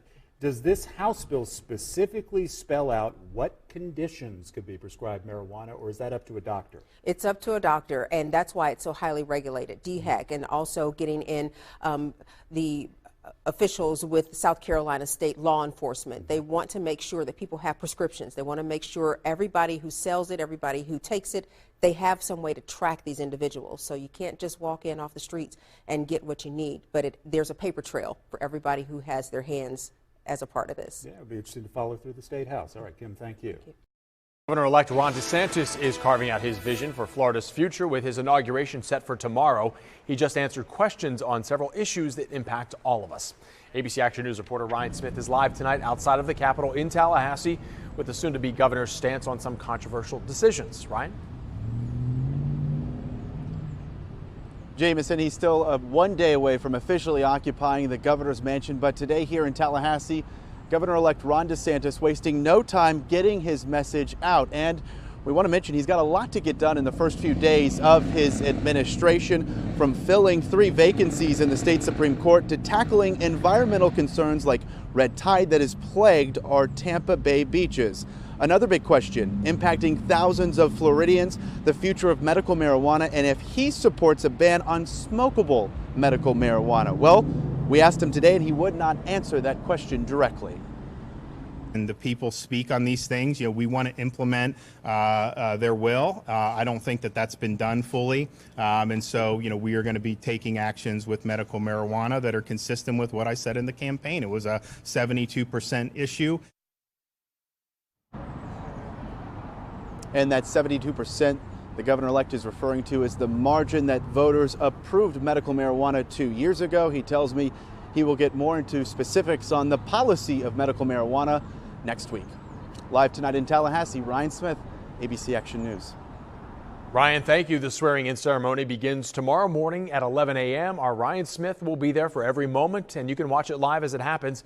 We'll be streaming it on our digital platforms tomorrow morning, and then you can join us here on ABC Action News for a recap and analysis.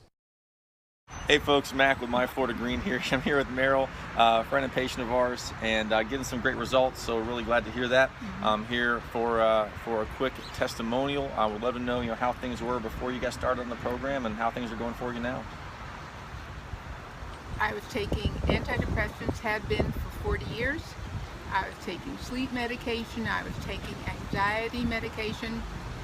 I isolated. I couldn't get motivated. I was a mess. And I've been taking the CBD oil and the capsules 1-to-1 ratio, and I have, over the past few months, stopped taking all my antidepressant medication, take half as much sleep medication. I'm outgoing, I'm motivated, I get things done, and there's a sense of well-being. I'm just a pleasant person, which is very nice. Yes, you are. Yeah. Beautiful, smiling, taking the meds down, getting great results. It's so wonderful to hear. The 1-to-1, it keeps you feeling balanced, not too high. No, Yep. I sleep through it. I do take it at night. Okay. Because I don't like the feeling of being high. So I take it, and it does its magic, and it has to reach that point of where you're, I forget what the term is, where you're filled, so that you're at balance. Homeostasis? Homeostasis. There we go. Yep. And I've told everyone about it. I mean, I'm like a walking advertisement for Well, it. Meryl, you're incredible. Okay. The endocannabinoid system, it controls harmonic balance, it controls homeostasis. When you replenish it, you begin healing naturally, and you can see it's not about getting high, it's about getting healthy, right? Absolutely. Awesome. Emotionally and Absolutely. physically. Meryl, great to hear. How about a quick hug? All right, everybody. Well, you can see the results are here. A quorum is present. Today, the new legislative session was gavelled in. Some of the big issues lawmakers in Austin will have to tackle: school finance reform, debates over property taxes, and the push to end daylight saving time. Another big issue, legalizing some form of marijuana. 2/3 of states have legalized it. Could Texas be next? Stephanie Whitfield breaks down a slew of pot proposals.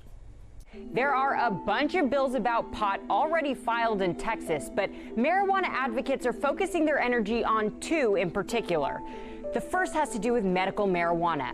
In 2015, Texas passed the Compassionate Use Act, which legalized the use of low THC cannabis oil to treat epilepsy. The new proposals would expand the list of qualifying medical conditions a lot. It include illnesses like cancer, autism, chronic pain, and PTSD, to name a few. The other bill would eliminate criminal penalties for Texans caught with small amounts of the drug. Instead of a criminal penalty, offenders would get a fine. Sound familiar? The Harris County DA has taken the same approach to marijuana law enforcement. Also, this same lawmaker has sponsored this bill 3 times now with no luck. But 33 states have now adopted medical marijuana programs, and 10 have legalized some form of recreational use. So marijuana advocates are more hopeful than ever. This could be their year in the Lone Star State. 6th Texas legislature has come and gone now, and activists with ties to our area have already taken to the Capitol grounds. Marijuana reform advocates led by a Hewitt woman began their push to reform cannabis laws in the state of Texas. Our very own Curtis Quillen spoke with them this afternoon. He has more for us tonight here in studio. Hi, Curtis. Hi, Chris. These activists say the issue's troubled past in Austin isn't something they're thinking about this session. They're just as energized this year, if not more so, than they've ever been before.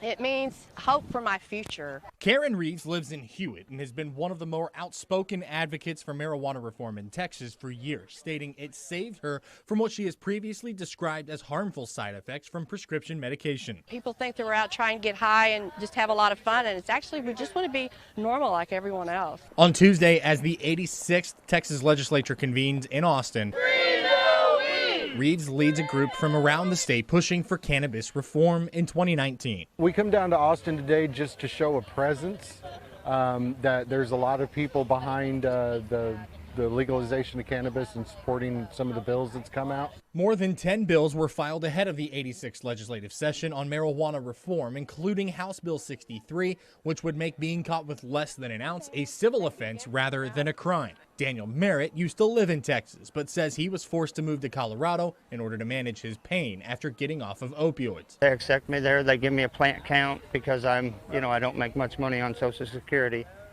So I live on a minimal income, and they take care of me. I can grow all the cannabis I can use. And while several bills aim at medicinal use of marijuana, Reeves and those with her Tuesday are looking for full decriminalization, and they're prepared for a fight. If we had safe access, then maybe I wouldn't have to suffer so much every day, and people like me could live a better quality of life. Marijuana is the lead-in for harder drugs later on. I'm opposed to legalization. Now, during the 2017 legislative session, 2 bills in the House in regard to marijuana reform were left stranded in committee. Again, more than 10 were pre-filed for this session. Chris? On the second day of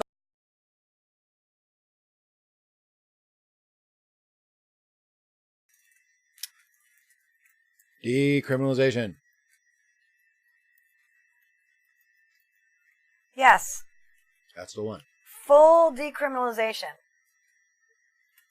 I don't think we can afford to screw around anymore like we have. Like you can Incremental. You can see how incrementalism has not really helped patients. And if we wish to help patients, we need to change how we're doing things, because how we're doing things is not helping patients. And any expansion of what's already there of that ridiculous law that's in place in Texas. Alexis Portel calls it the Complicated Use Act. Yeah, that's needed in Texas. No. But good that they're bringing them up right away out of the gate. Tomatoes. But let's expand that discussion a little bit and get it out of that realm of the reefer madness. Yeah, well, like, do you say legalize marinara? No. Listen, tomatoes. That's ridiculous. I'm betting tomatoes actually kill more people than cannabis does. It's possible now with all the E. coli. Peanuts certainly do, and peanuts aren't on the Schedule 1. That's true. You can't. Some people won't let you walk into a store if you have a nut allergy. You know, the Texas Republicans, RBU 83145. RBU, where are you? They put cannabis. Was it cannabis legalization on their platform? Decriminalization. Which one? Who? The Texas Republicans. Yes, on the GOP Republican platform. That's correct. The Republican platform of Texas. Full descheduling. Full descheduling of cannabis. Texas. Yeah. Republicans. So we freedom, liberty. Liberty. That's the whole. It's the liberty and freedom angle that gets them every time. So when you are talking to your conservative friends, we can all agree on liberty. That's something we can agree on with everybody across the entire spectrum. Nobody wants to be told what to do over something that doesn't affect anybody else. So liberty is where we have common ground, and medicine is where we have common ground. Indeed. So cannabis is medicine. We all know it's medicine in the chat. Everybody knows that. So with our experiences, we can help to educate our elected officials by sending them nice notes. Be nice. Send nice notes. And whenever you can be in the room with them to advocate, that's always even better. We're going to try to do that. We're going to be doing that. Yeah. On February 5th, we're going up to Sacramento to advocate with the Alzheimer's Association. So the Alzheimer's Association, I'm on their mailing list, Alzheimer's California. I'm on their mailing list, and they're going up to Sacramento on the 5th to lobby the assembly. And they are not lobbying on behalf. Do you need help? Just let me get it.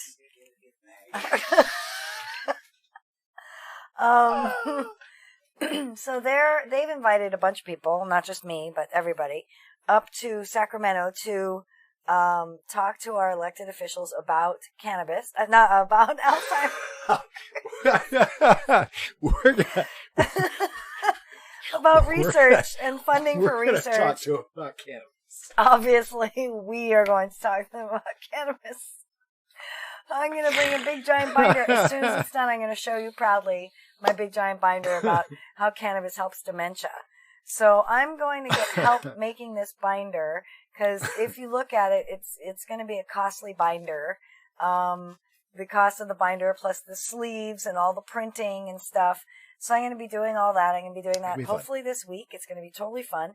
And my good friends at the Prep House, I'm pretty sure, are going to support me in this endeavor. Nice. So I'm super stoked about it. I'm stoked to report back about it.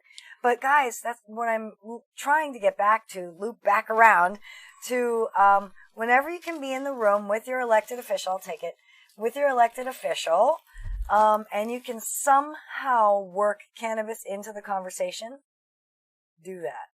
If you go to a social justice forum, talk about cannabis. If you go to an elder care forum, talk about cannabis. If you go to an opioids forum, talk about cannabis. Find a way to talk about cannabis. And that is how we're going to move this ball forward. Anytime if nothing else, it's fun to watch them squirm. It's super fun. Last night it was like, they're talking about cannabis. For children, you don't want to make sure that you can't get access to that. What about peanuts? Well, there's a whole shelf full of peanuts in the grocery store. 7-Eleven, you can walk into a 7-Eleven and get a can of peanuts. It's right there on the 5-year-old can reach it and grab it. It kills kids. Well, parents are writing another script. And we're moving on. And we're moving on. Finishing the South. We're finishing the South. We got just a couple of stories. Well, we had to come and talk about that Texas story because it's really, big. Yeah, it's huge. And Alexis Bortel was talking about it also and saying how she got some heat, I'm going to call it heat, from Texas because she's testifying against expanding the Complicated Use Act. Right. It's tomatoes or nothing, basically. Yeah, she is for tomatoes or nothing, and I think that if somebody who needs it for life and death is saying it's tomatoes or nothing, why should I say anything different? I'm taking a cue from someone who's in a dire situation. Indeed. Believer, free the plant, free the people. Yes. Indeed. Yes, believer. Believe it. Yes, Let's go back to the South. Back to the South and RBU. Yes, you can. RBU, where are you? You're in the South.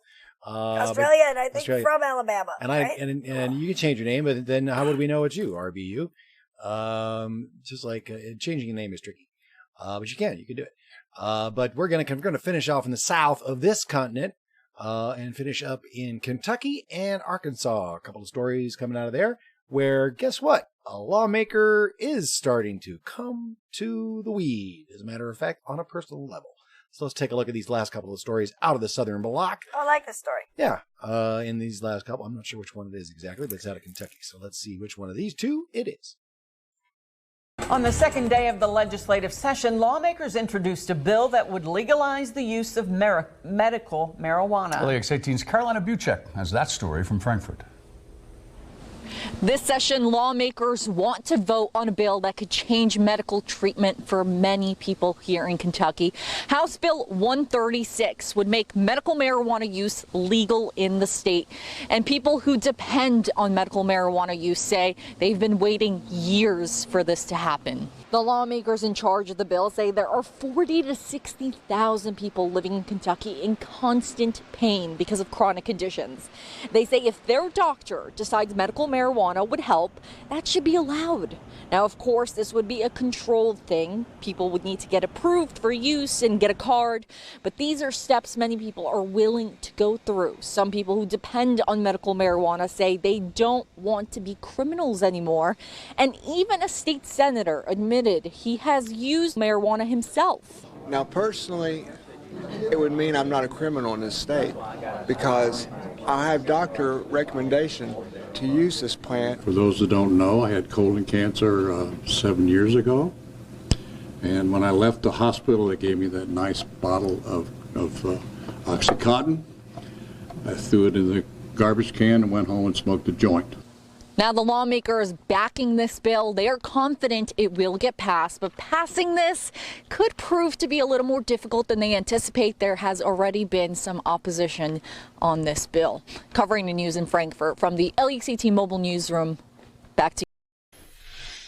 Many Kentucky lawmakers have tried and failed to legalize medical marijuana, but these sponsors say they have strict legislation with more support than ever before. CBD has helped him, but it hasn't stopped his seizures, and he needs access. He needs safe access to medical cannabis. Tim and Julie Cantwell support House Bill 136 because of their 18-year-old son. If passed, the bill would legalize medical marijuana. This is specifically a medicinal marijuana bill.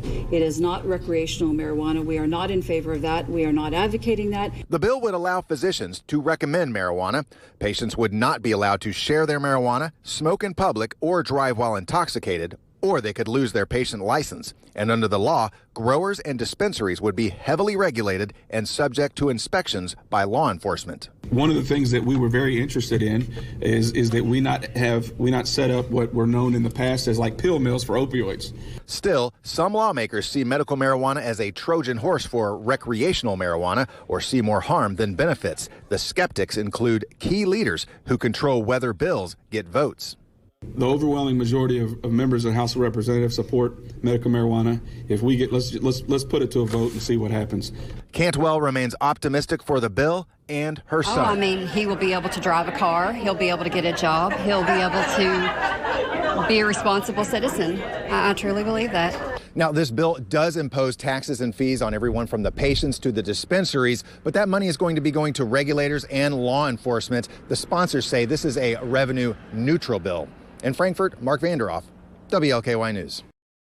32 applicants will soon have a license to sell medical marijuana in the natural state. Good evening to you. I'm Nate Custer. And I'm Jennifer Piñate. Thanks for joining us tonight. 4 of the approved applicants are here in Northwest Arkansas. KNWA's Katie Davila is live in studio with a breakdown of those top scoring applicants. Katie. Well, the Arkansas Medical Marijuana Commission unanimously approved the final scores out of the state's 200 dispensary applicants. Take a look at your screen here in Northwest Arkansas. The Akansa Health Group, Valentine Holdings LLC, Arkansas Medicinal Source Patient Center, and the Relief Center had the 4 highest scores needed to secure a license. That's 2 in Fayetteville and 2 in Bentonville. The AMS Patient Center will be off of Razorback Road in Bentonville, what is currently the Walton Boulevard Wine and Spirit Store. According to Scott Hardin with the Department of Health, letters will be sent out to the top scoring applicants in each zone by Monday, January 14th. After receiving the letter, each company has 7 days to pay the $15,000 licensing fee and post the $100,000 performance bond. I spoke with the consultant of the highest scoring applicant in our zone, Akansa Health Group, who says the company is excited about the results and now focused on combating the health issues in Arkansas. Here in Arkansas, the opioid epidemic is at an all-time high. We believe that we can create products to not only combat some of the pain ailments, but also to transition people off of opioids. Akansa was ranked highest in 2 zones. Now they have to choose to build in Fayetteville or Pine Bluff. Tonight at 6, we'll have more on that and what the members of the Arkansas Medicinal Source Patient Center hopes to do in Bentonville once their license is officially awarded. Live in studio, Katie Davila, KNWA Northwest Arkansas News.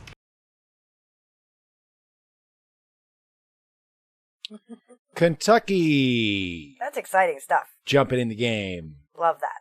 With medical cannabis, but with restrictions. I hate that.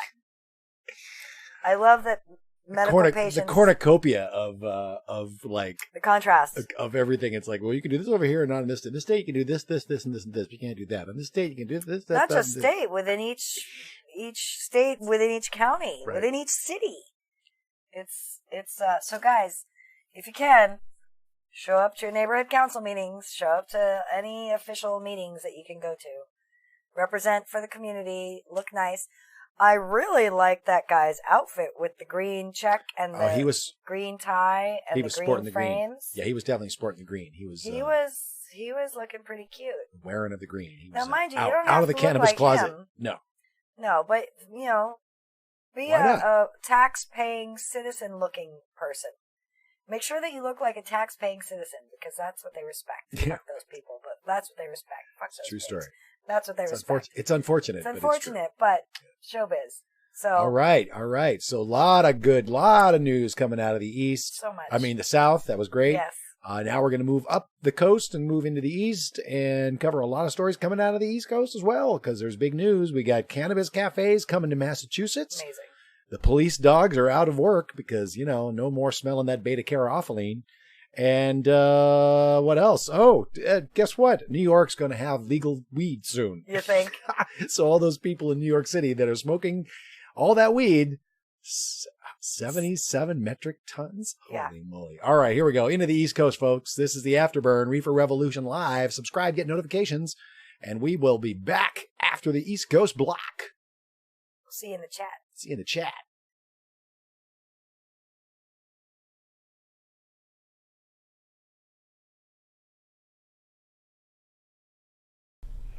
Massachusetts is one step closer to opening cannabis cafes. 22 News reporter Jody Reed is in Boston to explain what needs to happen before they can open for business. The Cannabis Control Commission continued their talk today about consuming cannabis in a communal setting.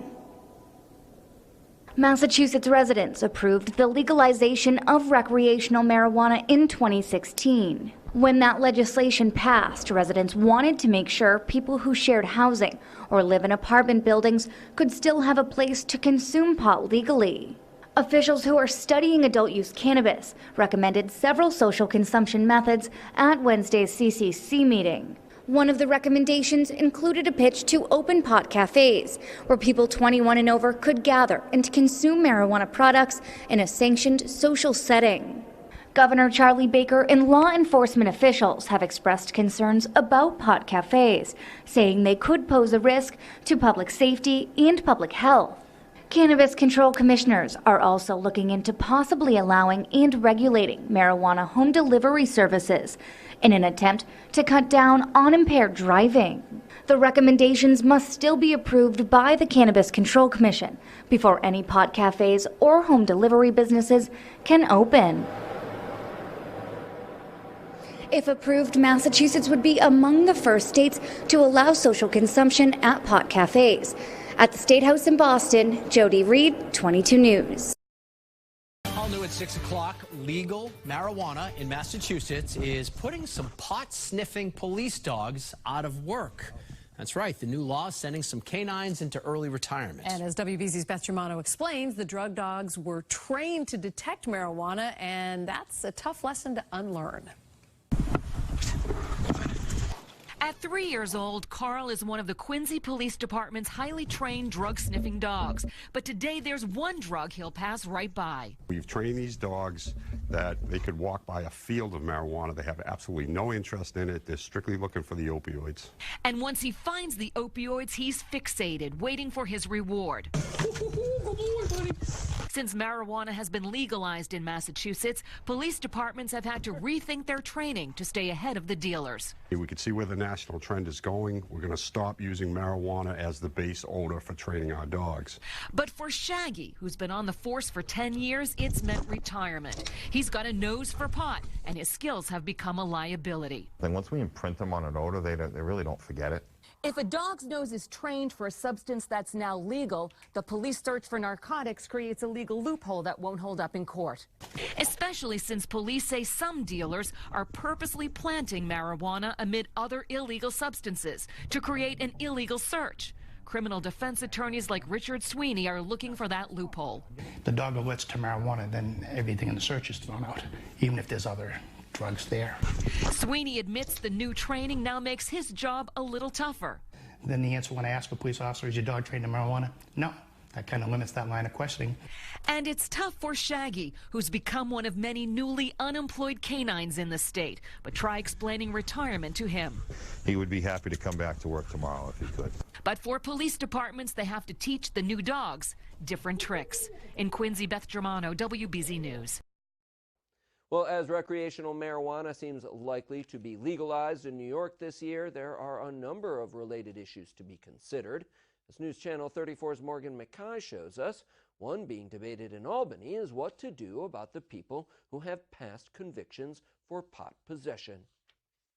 It's not easy to just say, let's expunge the records, let's decriminalize. While penalties for marijuana have been greatly reduced in recent years, it is still handled differently in areas around the state. For example, if an officer finds less than an ounce in your possession, you most likely will receive just a violation ticket. However, while New York City recently implemented a rule that they would not arrest people for smoking in public, that's not followed everywhere in New York. We don't want to have people who may have spent years in jail to have to figure out how to navigate the system now to try to expunge their records. Assemblywoman Pat Fahey is not alone in this feeling. Assembly Speaker Carl Hastie has been vocal in the past, saying legalizing recreational marijuana and expunging the records of past offenses go hand in hand. Why should people now still be having trouble getting jobs and having a record for something that now could be legal? But how would this work?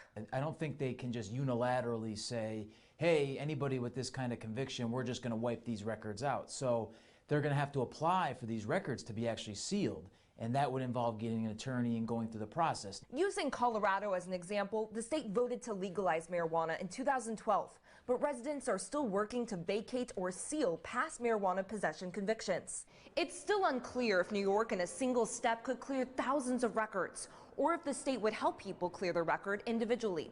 But it seems to be the common opinion of many lawyers that this would still be a process. We'd call up a lawyer and say, hey, I was convicted in 2005 of unlawful possession of marijuana, or even misdemeanor possession of marijuana. You know, I'd like to get this sealed or expunged. And then at that point, you can go through with an attorney. In Albany, Morgan Mackay, News Channel 34.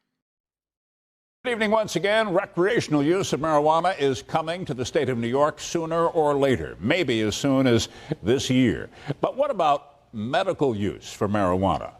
Well, it's already legal here, and medical marijuana is being used now to treat a number of different ailments, chronic migraines, seizures, and a variety of pain-related issues.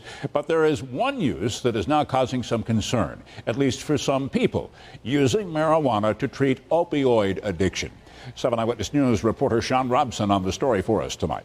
I don't feel like we're improving our situation as a community. Horizon Health Services CEO Ann Constantino took to Twitter this weekend to make a case against medical marijuana as a treatment for opioid addiction. There's a good and compelling case to be made for the fact that it makes things much more difficult. Just a few months ago, state lawmakers approved opioid addiction as a reason to be prescribed medical marijuana. Still, Constantino argues that the treatment can have adverse effects on addiction. They're mood altering, they're mind altering. You have effects of work and raising families and community health. So I think we do need to be concerned about that. But not everyone in the medical community shares that belief. Dr. Laszlo Mechler is the director of the Cannabis Clinic at Dent Neurologic Institute in Amherst. He treats around 3,500 opioid users with medical cannabis. It's not a simple, well, marijuana is the panacea and cures everything. It doesn't. We just know that patients on medical marijuana smoke less, drink less, and use illicit drugs less. Mechler says 20,000 people die each year from prescription opioids, and of the users he treats, 81% have come off opioids or decreased their dosage. The bottom line is, in today's world, you need every tool you can have to treat this very ill population who has the potential to overdose on a day-to-day basis. And while Mechler and Constantino don't see eye to eye on the use, they both agree more research needs to be done. So I'm not looking at people who want to get high. I'm looking at people who want to get better. I just want to ask our legislators to be cautious and careful and remember the health of the community. And if you think medical marijuana gives you a buzz, Mechler told me of the 7,000 patients he treats for either opioid use or chronic pain, only 2% actually feel high. Sean Robson, 7 Eyewitness News. WUTR. Colorado, California, and Massachusetts. These are just some of the states where you can buy recreational marijuana legally. And soon this could be a reality here in New York. But what you may not know is that a chemical compound of marijuana is already legal in the state. Eyewitness News reporter Parker Tully has this story. Governor Cuomo highlighted in his first 100 days speech that the legalization of recreational marijuana is coming to New York. What you may not know is that CBD, a chemical compound found in cannabinoids naturally occurring in the cannabis plant, has been legal in 47 states. A lot of people really don't know about CBD. CBD is different than a marijuana plant and getting high. CBD offers a lot of different things than THC. There's a big difference. What makes CBD illegal in those other 3 states? THC content, or tetrahydrocannabinol, which is the psychoactive chemical in cannabis. CBD is made from industrial hemp, which is completely legal, up to less than 0.3% THC is completely legal no matter what way. And President just signed that into, soon that'll be official all over. The movement to make CBD legal in all 50 states has also accelerated the conversation around the legalization of recreational marijuana. Now it's all about exploring the ideas of where we can use it, and we still have to remain focused on hemp, not just the THC side and the marijuana side, because that's great too, but building the hemp products, there's so much potential. CBD is said to help many different things, such as aiding sleep, reducing inflammation, and promoting healthy bone growth. I mean, we have customers that come in for all sorts of things, issues. A lot of people want to get off the hard meds and all the chemicals that they get prescribed to them. They want an alternative. They want a good alternative, an organic alternative. In Utica, Parker Tully, Eyewitness News. 8-ball, Aaron. We really like that. All right, listen, there are big development plans in the works if recreational marijuana is legalized in New York State. A massive new cannabis campus could be coming to the Queen City, and it could generate hundreds of new jobs. 7 Eyewitness News reporter Tweelon Nugent has this story for us, all new at noon. This is the space right here in South Buffalo that could become a bustling so-called $200 million high-tech cannabis campus. The Buffalo Urban Development Corporation unanimously approved the sale of at least 47 acres of land to a California company. Zephyr Investors and its affiliate, Flora California Prime, have negotiated with the board to buy the land at $1.9 million for cultivation, development, and research of marijuana.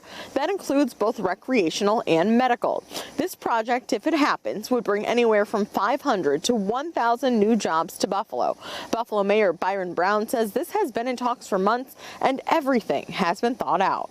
There are contingencies in the sale of the property, so if the legislation is not passed by December 31st of this year, the Buffalo Urban Development Corporation has the ability to take the land back. Now, before this land right here can become that high-tech cannabis campus, there are 3 things that needs to happen. First, New York State needs to actually legalize marijuana. Second, the California company has to be a part of Buffalo's redevelopment fund. And third, the company has to prove they can actually pay for this project. Reporting in South Buffalo, I'm Tweelon Nugent, 7 Eyewitness News.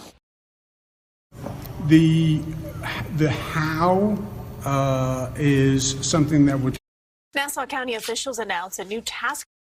Long Island's 3rd medical marijuana dispensary is now open, but soon it could be recreational marijuana sold in the open. As lawmakers head to Albany for what appears to be inevitable legalization, they're consulting with the 10 states that have been down this road. As wise people say, you learn from the mistakes of others. Like Colorado's 30% increase in all road fatalities, Oregon's 6% increase, and more than a third of Washington state users who admit they drive within 3 hours of pot use.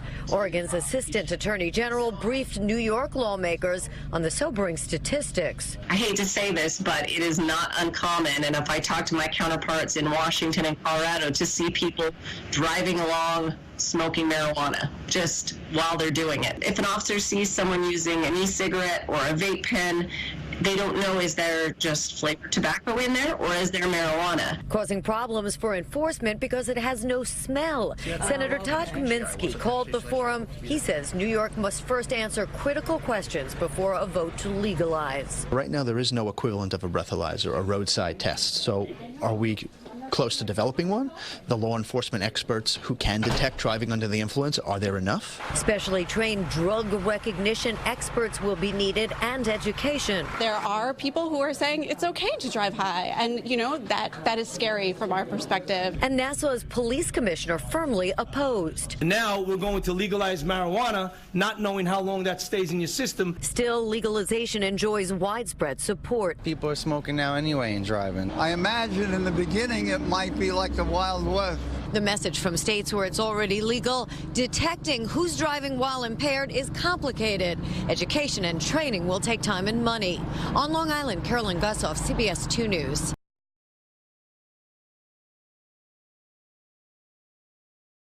CBS, the best purveyor of anti-pot propaganda out there. Massive. CBS. I wanted to dump this story. I got vetoed. CBS is top of the list. It's supposed to have. I thought it did get dumped. I thought it. And I even went through 3 other stories. I just tried to dump it just now, and you said no. That's why they were at the bottom. That's why.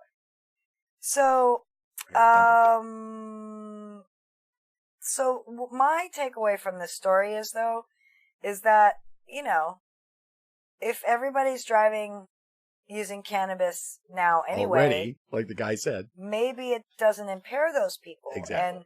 And maybe we should determine how it affects people before we say that, oh my God, it's the same. Like Dave said earlier, it's because of the conflating alcohol with cannabis. So I think as regular cannabis users, everybody in the chat and us, we need to do our darndest to start to separate those things. Well, I'm trying to California is supposed to be doing a study on driving and cannabis as part of Prop 64 and their expansion of the study in cannabis. One of the things, and I've signed up for it. I was like, hey, put me in this. I'd do it, but I haven't heard from them. But it's and Cannabis Sativa says fake statistics, fake news. Yes, like those Colorado driving statistics, those are just complete horseshit. And so, you know, but that's what they do. They grab what they can. They start wars this way, and they keep drug wars going. That's right. Stabby McStabwood says, within 3 minutes could potentially be a problem if they're still coughing from the hit. Right, exactly. That's basically it. You're exactly right, Stabby. That's good, Stabby. So here's a statistic for you. We're dropping the chalupa. You are the highest you're going to be 9 minutes after smoking. Then you go down from there. Apparently somebody studied that and said so. Apparently somebody figured that out. Alcohol hits you 2 hours after you consume it. So, and that's when you're the highest from when you take a drink. If you keep smoking, of course, it kind of adds to the clock. Mm-hmm. So, but take a dab, 9 minutes later, that's the highest you're going to be. And then you're going to go down from there. Mm-hmm. So, and you know what? As it says on the label of OxyContin, and other drugs. Before you operate a machinery. Heavy machinery and other drugs. That's right. Before you operate, what does it say? Before you operate heavy machinery, see how this drug affects you or something. See how this drug affects you. Yeah. Exactly. Why can't marijuana patients and users, cannabis users, be afforded that same luxury as adults to have that ability? It does not make your mind leave your brain. It really doesn't. Not like alcohol. Alcohol does. Yeah. So it's CBS is always up for a good one. And I have never been so elevated that I was not able to make the decision whether I should drive or not. Or wanted to. You know what I mean? No, but I haven't been like, whoa, dude, I'm really high. Let's get and in the car. Been like, come on, let's go for a drive. Right. That's not how it works. Yeah. Whereas the alcohol actually turns off those centers. Right. That allow you to make that judgment. So that's part of the issue is the confabulation. Oh, and by the way, it does, and it kills you too, and has no medicinal value, alcohol. So other than, basically it was an anesthesia and painkiller. So, but other than that, it'll in long-term use. And whereas cannabis, we're still trying, we can't do it. Cannabis can't seem to kill anybody, no matter how much people try to consume or accidentally consume, whether it be dog or children or adults in whatever form. No one seems to be able to die from cannabis. No matter what stories they bring out to make fear for people about Halloween candy and everything else, or Rice Krispie treats showing up in schools this week, where again no one was hurt. I'm going to admit right here in front of all of you that I have driven after I've medicated. Oh my gosh, really? I have. I've driven more than once in the past after I've medicated. Well, it gets even trickier. And in my driving, I'm not impaired. I'm not impaired. Well, we need more studies of that. That's for sure. That's all I'm saying. Need more studies of that. And the thing is, and there, add to the next level is that the more you do it, the better you get at it. I mean, quite frankly. So then maybe more than once is a good idea. Yeah. I mean, I don't want to get into it like Andrew Wheel said. I don't want to get in a car with a guy who's just smoked his first joint. No. No. Or eaten his first brownie. There was a year and a half when we did not use any cannabis. And then we started using cannabis again. And when I first started using cannabis again, there's no way I would have gotten behind a wheel right after I used cannabis, because I was playing a game, and I remember I did, this funny thing that I didn't want to do. And anyway, so yeah, no, you don't want to do that. That's all it took, was just messing up in a game. And it was like, yeah, I can't be driving I'm now. like, oh no, because I couldn't, I hit the button to do the thing. Nuclear button or something. And I went, oh no, I didn't want to hit the button. Oh, no I didn't driving mean to for hit me. the button. I'm like, oh no, because what if I messed up the gas and the brake? Well, now you add into the. We were at Ari's playing that You Don't Know Jack game. Everybody's doing microdosing now. Everybody does mints and drops, and they'll do 5 milligrams or 10 or 2.5 milligrams. Older people like microdosing anyway. Believe me, people are doing mints and getting behind a wheel. That's right. Oh, loads all the time. Because time. it doesn't impair you. And it does not impair you. That's Look, right. I don't know. It needs to be studied. It needs to be studied, and we need to prove this. We need to prove that it does somehow. There's got to be some test, some study has to be designed, and to get it out that it doesn't. That at certain levels it does, and at certain levels it doesn't. I mean, does it always? Does it never impair you? But it's not the same as alcohol. It's a tough plant. It's a tough plant. It's so good, it can't be pigeonholed into negativity. You can't put cannabis in a box. You can actually. In Canada, you can put it in a really a lot big of boxes. box, in a jar. Apparently, you can put cannabis in packages that there's no way to open without a scissor. So I'd say that's what? What? You can put where? What? There's cannabis in packages that there's no way to open without a scissor. There is? Yeah. Where? There's I don't know. One of the companies has a thing. It says you can't open it with a scissor. You can't open it without a scissor. Oh. No, without a scissor. There's no way. Oh. There's no way to open it without a scissor. But children can work scissors. I know, right? Well, they're not supposed to run with them, but apparently nobody should run with scissors. Yeah, no. This is our tip for the day. All right, move on. It's 6:46. We're moving on into the Midwest, and what's going on in the Midwest? Well, Kalamazoo is looking to turn a pub into a pot club, as well as other cool things happening around Detroit and the Midwest. Here we go, into the Midwest block. Subscribe, get notifications for when we do this show or ever go live. Sometimes we go live when we feel like it during the week. So ring that bell, or when we drop new videos. We got some more Emerald Cup videos we're going to drop. So ring the bell, subscribe, and join us here every Sunday at 4:20 live, 4:20 Pacific. Here we go. Legalized marijuana in Michigan is still raising a lot of questions. Lawmakers and communities are grappling with how to deal not just with how the pot will be sold, but what it means for our society. That has led the owner of a Kalamazoo brew pub to use his business as a place for people interested in what he calls cannabis culture to come together. 24-hour News 8's Martin Dieters back from Kalamazoo. He has details and late word that there was a successful kickoff to this event, Barton. Well, right, Leon. Mark Rupert said what he plans is not a hash bash. Instead, he wants to create a community of support and education. But it operates in a legal no man's land that has the attention of officials. And they were like, you can't do this. And I'm like, I'm not doing anything other than what I would normally be doing on a Saturday night. Except tonight, I'm throwing a birthday party for weed. Mark Rupert has been operating Rupert's Brew House on West Michigan Avenue for 5 years. Exactly. In this nearly 100-year-old building, best remembered as the former Boogie's record store and head shop.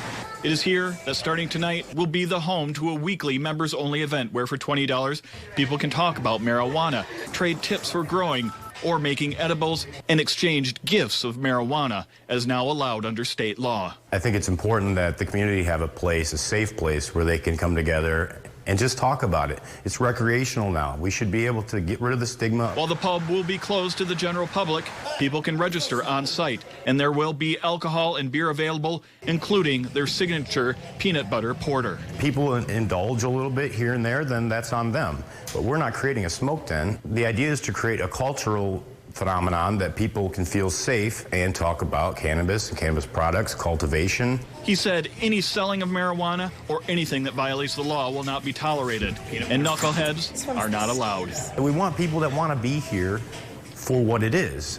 It's something bigger, and if you don't want to be a part of that, then you're not welcome. Attorneys familiar with Proposal 1 say this is new territory that will likely have to be sorted out by lawmakers, something Rupert says he encourages. Rupert says he's made sure what he's doing is legal and in compliance with Liquor Control Commission standards, and he talked today with the Kalamazoo County Health Department. You know, to them it was, oh, they're going to make a bunch of brownies and they're going to cook up a bunch of weird stuff in their ovens and they're just going to have a big weed party, and it took a little bit of me just saying, look, this is the exact same thing as a company outing, private event, or wedding reception.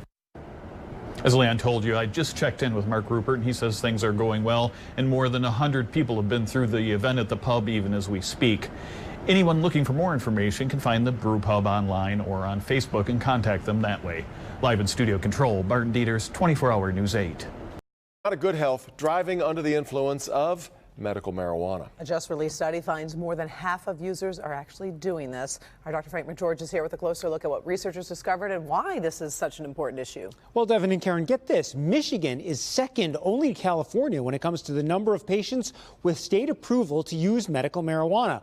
Add to that the recent approval of recreational marijuana, and there are thousands of drivers on our roads under the influence of marijuana. The study done by the University of Michigan Addiction Center surveyed nearly 800 medical marijuana users in Michigan, looking specifically at their driving habits. About half of them had driven after using marijuana within 2 hours in the past 6 months. About another half had also driven while they thought they were a little high. And then about 20% had driven while they thought they were very high. Researcher Dr. Erin Bonar says many did so on a regular basis. We were a bit surprised at how frequently people had done this. Of people who reported 10 or more times in the past 6 months, 7% did that while very high. Marijuana use can slow reaction time and decrease coordination. You know, we don't know how much you can smoke versus how much you can eat over what period of time and still be safe to drive. Those questions need to be answered so we can give people information about how to safely use marijuana, and so that we can also inform decisions around driving-related arrests and impairment for marijuana use. Bonar says ideally users should wait several hours before driving or avoid driving entirely on those days. I think the best thing for medical marijuana dispensaries and clinics is to just let their patients know this could affect your driving. If you think about it, when we get a medication prescribed to us and pick it up at the pharmacy, sometimes there's a warning label that says, do not operate heavy machinery. That means cars. It doesn't just mean a forklift or something else. So I'll say, since the approval of recreational marijuana, I have seen several new users in the emergency department caught completely off guard by how marijuana has affected them. Keep that in mind. Now, driving under the influence is a really important issue from a safety perspective and, of course, a law enforcement one as well. It's interesting you've seen so many more people in the ER. Crazy increase because people are trying it now, and they don't know that it's legal, and they don't know what to expect. The line that you always hear is that you can't OD on it, but if you don't expect what's coming or don't know what's coming. Exactly. High heart rates, anxiety, a lot of the normal side effects you might expect from marijuana, but if you just don't expect it, you show up in the ER. Yeah. Interesting. Thank you, Doc. A new year, a new treat for our Breaking the News viewers. We've got JJ filling in tonight. Thanks for having me, Jenna. Appreciate it. It's going to be great. Maybe. Well, yeah, don't promise too much. All right, let's start with this first story and work from there. Okay. A new year means plenty of predictions about what's going to happen, like this one. Will 2019 be the year it becomes dope to smoke the devil's lettuce in Minnesota?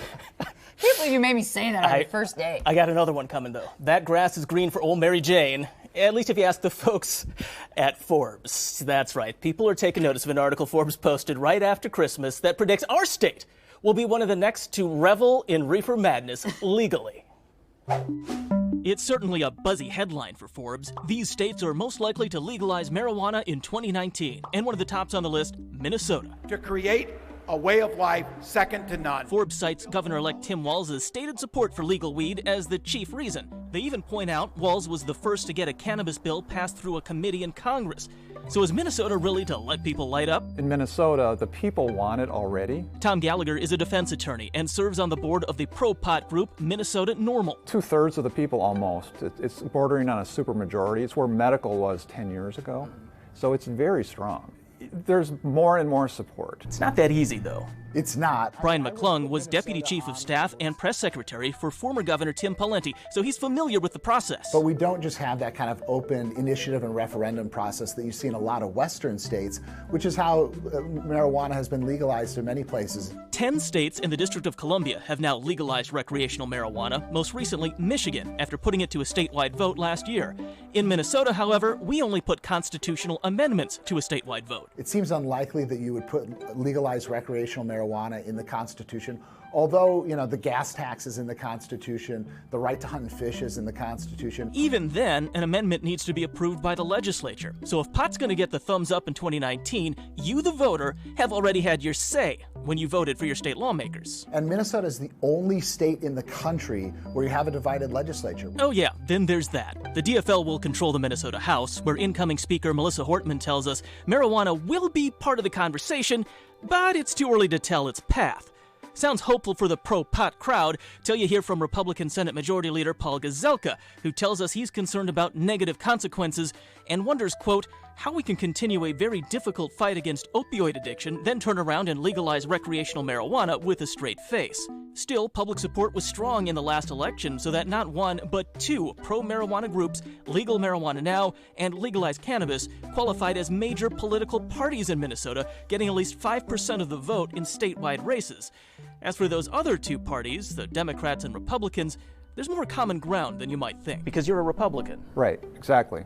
And most people just automatically think of this as a Democratic issue. It's a majority of Republicans, voters, support legalization, so it is a bipartisan issue. So with that backing and a governor on board, it seems more a matter of when, not if. Do you see it happening here this year? It feels like we've reached a tipping point, that we've reached a critical mass. It could happen. Now, talking to McClung, though, our political analyst there, he tells me he thinks it's probably more in a 3 to 5 year range because, again, you're dealing with a brand new governor and several new legislators, and they have lots of issues to take up this year. Right. Of course, they've got health care and taxes and all kinds of other things. So will it come up? Maybe. Will it get through this year? It's definitely a wait and see. And that's something we've seen in Minnesota politics quite a bit. It takes a few rounds to get something to get any sort of momentum or any big discussion like that. And it could take even some time once it does get passed. If you think to medicinal, you know, we were a bit conservative there as a state. So it's kind of cautious legislatively, as McClung puts it, and could very well be the case here, too. Cautious legislatively. Mm-hmm. Say that 10 times in 2019. First sales of medical marijuana in Ohio could come later this month, but so far only one dispensary is ready to open. Meanwhile, the state medical board met today to consider petitions to expand the list of conditions that can be treated with medical marijuana. NBC4's Ted Hart was at that meeting. He joins us live from downtown Columbus. Ted? Well, and Mark, there are now 374 physicians in Ohio who are certified to recommend medical marijuana to their patients, and there are about 10 times that number of patients who are registered with recommendations to use it. And they qualify to use it based on very specific conditions laid out in Ohio law, but that list of eligible conditions could be expanding later this year. Around the state now, the first wave of medical marijuana has been grown, and it could be tested and available for sale before the end of the month. Under the state's law, about 24 medical conditions can qualify for a medical marijuana recommendation from a physician, including cancer and epilepsy, Parkinson's, and Alzheimer's. Now, though, the state medical board has started the process of reviewing petitions to add other health conditions to the list. There is definitely medical literature out there that would support its use in the treatment of eczema, itchy skin or pruritus, and other issues, I think. Out of 110 petitions submitted from around the state, only 8 clearly met the requirements for review. Opioid use disorder, depression, insomnia, anxiety disorder, and autism. Now the medical board will gather scientific evidence, review letters from physicians, and consult with experts before deciding whether to add any or all of those conditions to the list. And that review process by the state medical board is expected to take about 6 months. Local for you and live at the State House, Ted Hart, NBC4. Thanks, Ted. We've posted a web poll about this story on our website and our Twitter page. What other conditions do you believe should qualify for a medical marijuana recommendation here in Ohio? You can log on to our Facebook page to share your opinion, and we'll share those results for you tonight on NBC4 at 7. Life.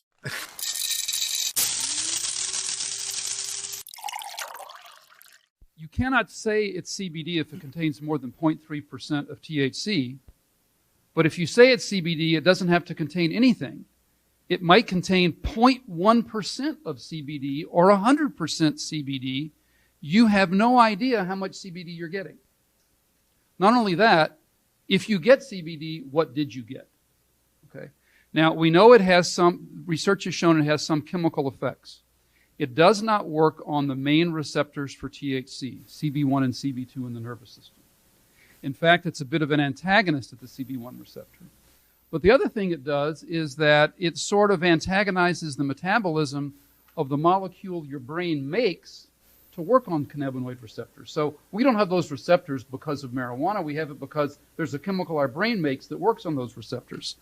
So you can raise the level of internal cannabinoid activity with CBD, which is kind of interesting. So research is going to show us what that means because we don't really know what it means.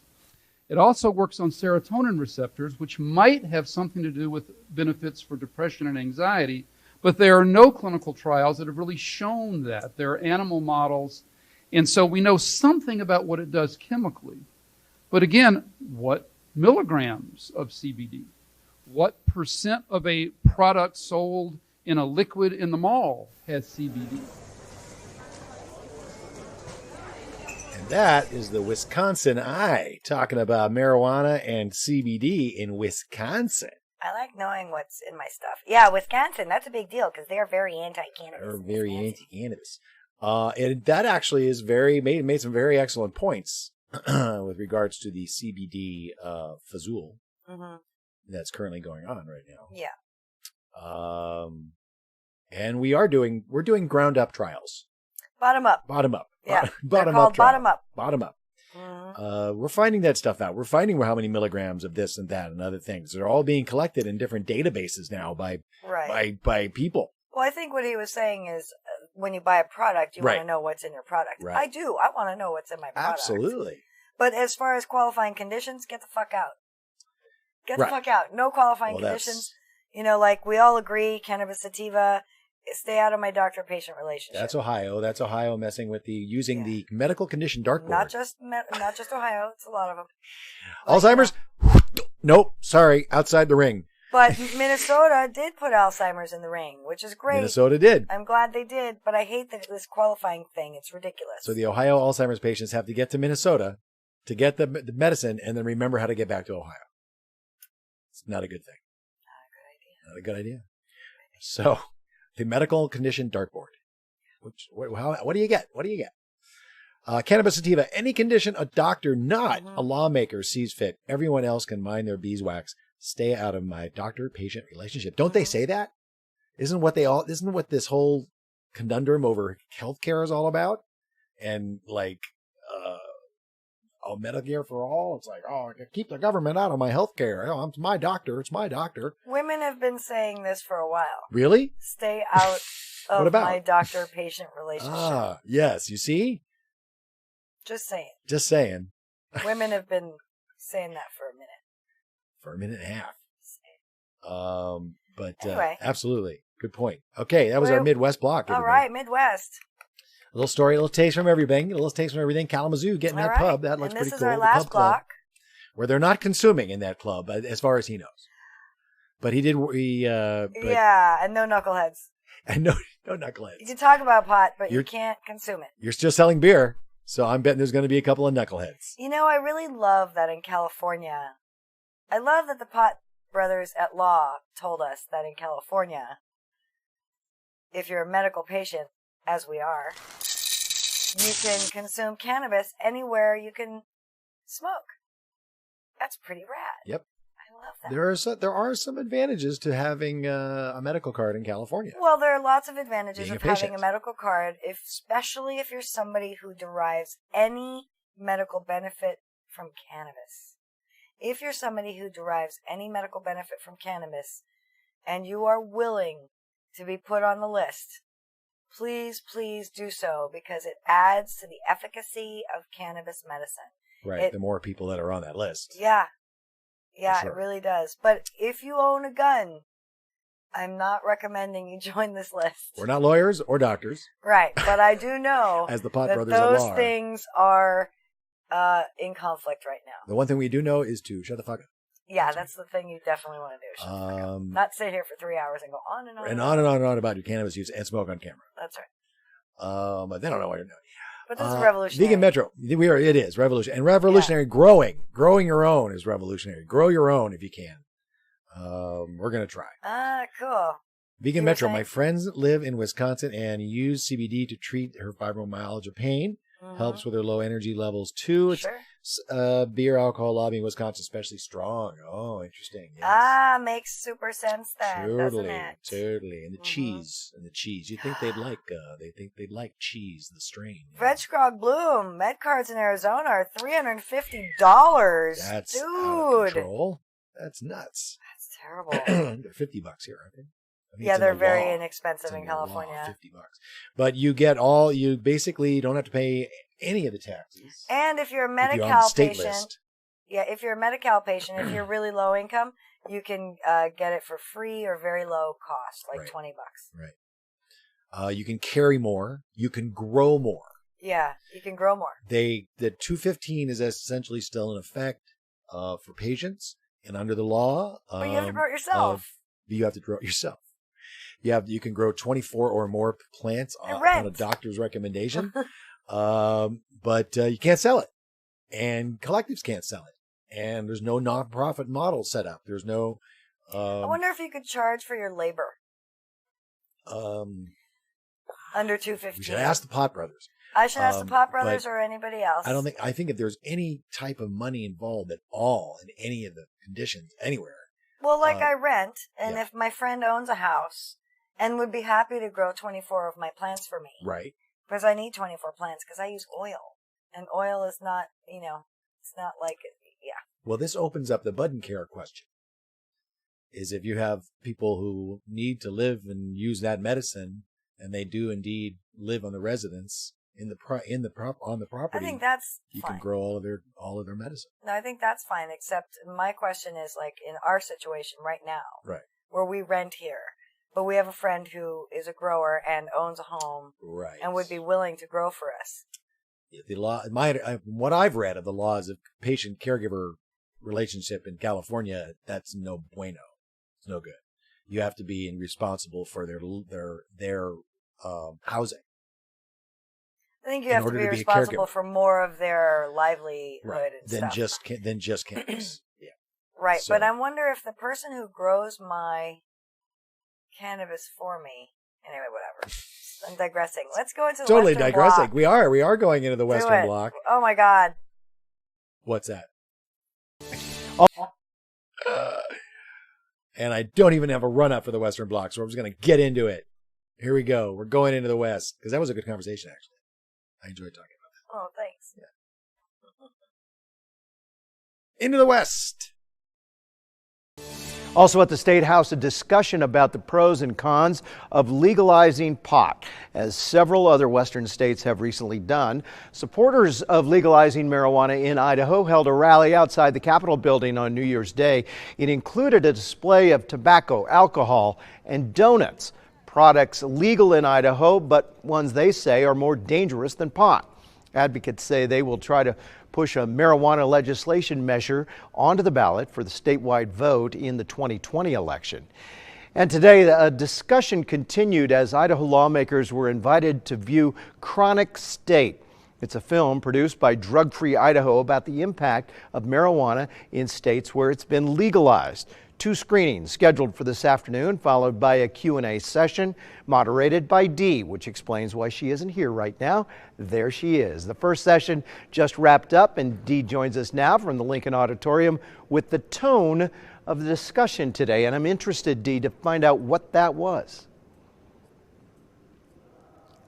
Well, it was curiosity, Mark, a lot of curiosity, and lawmakers attended this screening of Chronic State, I think, loaded with questions that they're getting from constituents and those who are pressuring them to legalize marijuana in Idaho, as it's been done in so many states around us. And so it was interesting. Chronic State, they ran the short version. It was about 35 minutes, and there was a good hour of discussion after that, and really a lot of people lingering after the film was over to ask even more questions. Now, this is the second showing going on right now, a much smaller group attending this 5 o'clock session, and that's because lawmakers, for the most part, are involved in a special dinner tonight, so they were trying to come into the earlier session. The questions ranged, a lot of the questions that we hear on the pros and the cons, but the final question, and Mark, I think you'll find this very interesting, the final question was from someone who said, how do you know what to believe? How do you know what research to believe? Because there are so many statistics, so many things thrown around out there that it can be very difficult to know what is actually true. There's an ER doctor here from Pueblo, Colorado, who says he started on his journey of research because of what he was seeing in the emergency room there in Pueblo, Colorado, as marijuana was being legalized in Colorado. And he was just emphasizing that it is imperative that people do their own research, not be swayed just by marketing, because both sides are doing marketing on this, but to really look at peer-reviewed articles and do the research, and especially lawmakers who are going to make these very important decisions. Now, the film, Chronic State, is it's intended to be very much, a pro keeping marijuana illegal. I mean, it makes that case very strongly, and the people who were here today had a lot of questions challenging some of the things that they were saying, but by and large trying to understand what the ramifications are. And that's what Chronic State did. Drug Free Idaho wanted to go to Colorado and find out what the fallout was from pot's legalization. And of course, that is what really spurred this conversation here today, because lawmakers will say, and I talked to a few after this viewing, that they are indeed getting a lot of pressure concerning this issue in Idaho. It is one they are going to be dealing with, they're certain. All right, Dee, it's an interesting situation and debate that is ongoing and will be for some time to come, and we will continue to cover it. Thanks. We'll see you soon. Tonight's Tucson City Council meeting attracted a lot of people hoping to share their thoughts about rules for medical marijuana dispensaries. The council voted unanimously to changes that include modifications to the size of required waiting areas, clarify language related to religious institutions, as well as requiring odor control devices for those dispensaries. People in the valley busted for marijuana could get a clean slate. The Clark County Commissioners, they are working with the DA to try to wipe out minor marijuana offenses. 13 Action News reporter Cynthia Maldonado shows you why some past crimes could be forgiven. One Clark County Commissioner tells me if you have marijuana-related offenses on your record, it may hurt your ability to get a certain job or even apply for loans. Now that pot is legal in Nevada, some lawmakers don't think you should still carry that burden. County Commissioner Tick Sagerblum wants to move low-level marijuana arrest, convictions, and warrants off the books. Whatever they did at the time is now legal, so I don't think they should be punished for something that is currently legal. Sagerblum says District Attorney Steve Wolfson feels the same way. Giving him the authority to basically, he could use a computer program and go through and wipe these convictions off their record. Right now, you can wipe these convictions off your record on your own, but it's expensive. Allowing the DA to do it would save you money. Your record could be removed by the DA at a click of a button. It just seems rightly only fair. But if you previously paid fines and court fees, Sager-Bloom says, unfortunately, that's the downside. It was illegal at the time, and we can't afford to do that. But if we can get off the record, at least going forward, that's some justice. The new system would help remove some offenses that are decades old. Reporting, Cynthia Maldonado, 13 Action News. They call it turning over a new leaf. City of Denver's got puns. And if you've got a pot conviction for something that's not a crime today, well, the city has an offer to get it off your record. Many of these cases involve possession of 1 ounce or less of marijuana. How much is that anyway? Our Marshall Zellinger has the same question. What is 1 ounce of pot? It's about an ounce of product right there. Possession of this much pot has been legal in Colorado since Amendment 64 took effect in late 2012. A lot of people have convictions on their records that are now for actions that now are legal in the state of Colorado. Between 2001 and 2013, 10,000 people in Denver were convicted of low-level marijuana crimes, like possession of 1 ounce or less. If some employers say you can't work here if you have a conviction on your record, this is something that we can seal, and they won't have to disclose it going forward. Mayor Michael Hancock today unveiled Turn Over a New Leaf. I did not brand it. With the help of Denver District Attorney Beth McCann. We like to have catchy titles. The city will allow someone to fill out an online form or show up at a workshop to get rid of their low-level pot conviction. We are not going to be dealing with outstanding warrants in these clinics. We're not dealing with anything else. Some of those eligible will be people who pleaded down. Maybe they had 6 ounces of pot, but were convicted of just 1 ounce or less. Typically, if someone is arrested with a lot of drugs and we believe they have the intent to distribute or sell, those don't typically get pled down to a very minor level of misdemeanor. 1 ounce or less has not been a crime for years, so I asked the mayor if the timing was because of his re-election. So this is not new because it's election era. This is a value that I've carried forward for quite some, at least 2.5 years. But listen, here's the bottom line. If because of an election we don't do certain things that we should have done anyway, or at least looked at for a while, then we got a lot of people going to be sitting in limbo. Here's one other tidbit about those workshops. They'll have volunteer defense lawyers and volunteer immigration lawyers. The district attorney told me if getting rid of a previous pot conviction could put you on immigration's radar, that's not the point of this program, and they want an immigration lawyer there to talk through someone before they make that decision to get that expunged from their record. California introduced recreational marijuana 1 year ago. The industry was expected to take off, but instead it hit a number of roadblocks and business for some went up in smoke. Aditi Roy explains. For the past 5 years, Northern California-based Bloom Farms has manufactured and distributed vape pens filled with cannabis concentrate. Why vape pens?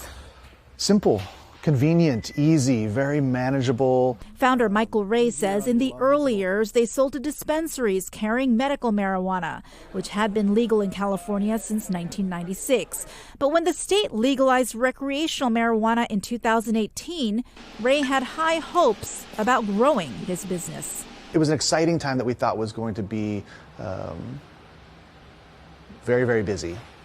But it wasn't. In fact, sales went down last year.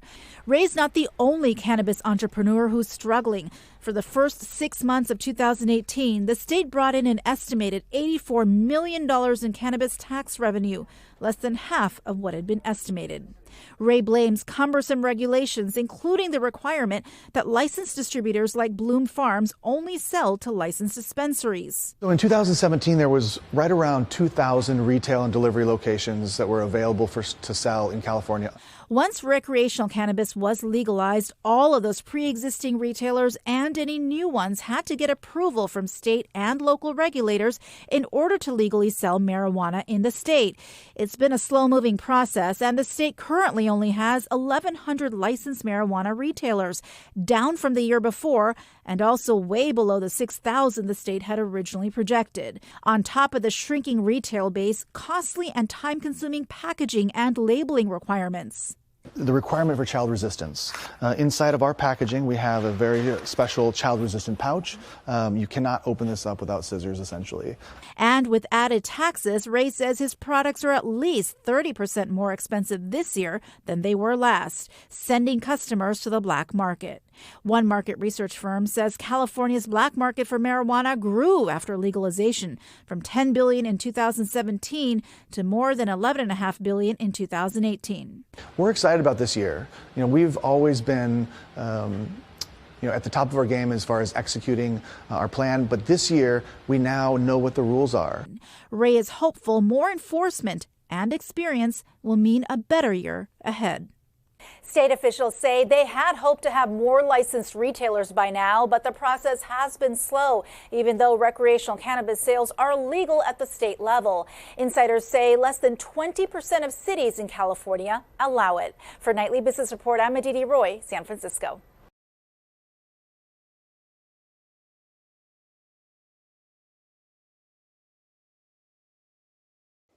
Hey, man, morning. Wanted to wish each and every one of you a very happy new year. I hope that the year brings you a very healthy, prosperous, and purposeful year. Man, I've been thinking for a while. If nobody's gonna fucking say it, I'm just gonna fucking say it. What the fuck happened to the cannabis industry, man? Like, seriously, I don't even fucking get it. Where did all this shit go wrong? Where did we lose control over this thing of ours? How is it in 2 years of legalization, they basically decimated something that they couldn't do in 40 years of fucking prohibition?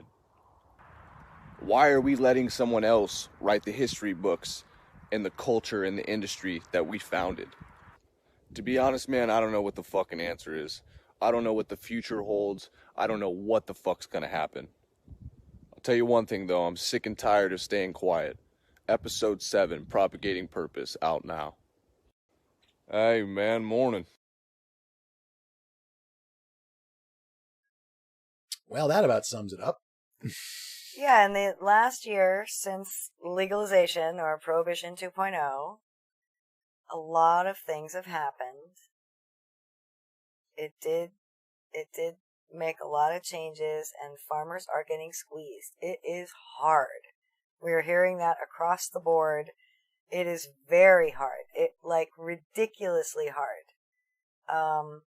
And those who are going through it and getting it done, oh my God, more power to you. Mm-hmm. All of you farmers who are doing all the things you have to do, man, that is rough. And I know that there are co-ops starting to form. Officially now. Legally. Yeah, officially, right? Yeah. And it's an exciting time. So I wish them all the best, and I wish every grower all the best, and everyone who uses it for medicine. Try to grow your own where you can, if you can. If you can. Yeah. $60 eighths for rec prices. Yeah, $60 eighths are rec prices. Yeah, plus tax probably, right? Plus tax, yeah. But yeah, it's a interesting time. We're gonna get through it. We're gonna get through it together. Well, it's nothing is wrong and nothing is over. Nothing is done, right? Well, so we believe that, but I don't know if everybody. Well, it keeps going. It keeps changing, and it only the only way it goes away is if it stops. You stop. So people will keep going. A lot of people are gonna get left on the side of the road, man. They're gonna be trampled over. Corporate cannabis. You see what's going on up in Canada this week, and over the coming months with this. But they're not situation. giving up, throwing their hands up. They're keeping pressing on. No, not. And those that can will, and those that can get hooey together, as they say in Hawaii, and come together and form co-ops and form organizations that can help workers and small farmers. And the horse has left the barn. And your craft cannabis. Cannabis isn't going anywhere. That's right. We have to find a way to allow the originators of this industry and generations to participate in this boom. Yeah. And not just let that they created and not just let corporate cannabis come in and let all the banks and all of the hedge funds and all of the big Monsanto pharma and Monsanto, and Big Pharma. tobacco getting on board. They're all buying in. Alcohol's buying in. They see it. They see the danger. So we have to allow the space for the little guy to thrive. Mom and pop, farmer's market, like tomatoes, y'all. Like tomatoes. And I don't know politically what it is we need to do. Like we're talking taxes in the Cannabis SATIVA. Where are you, Cannabis SATIVA? Oh, Massachusetts.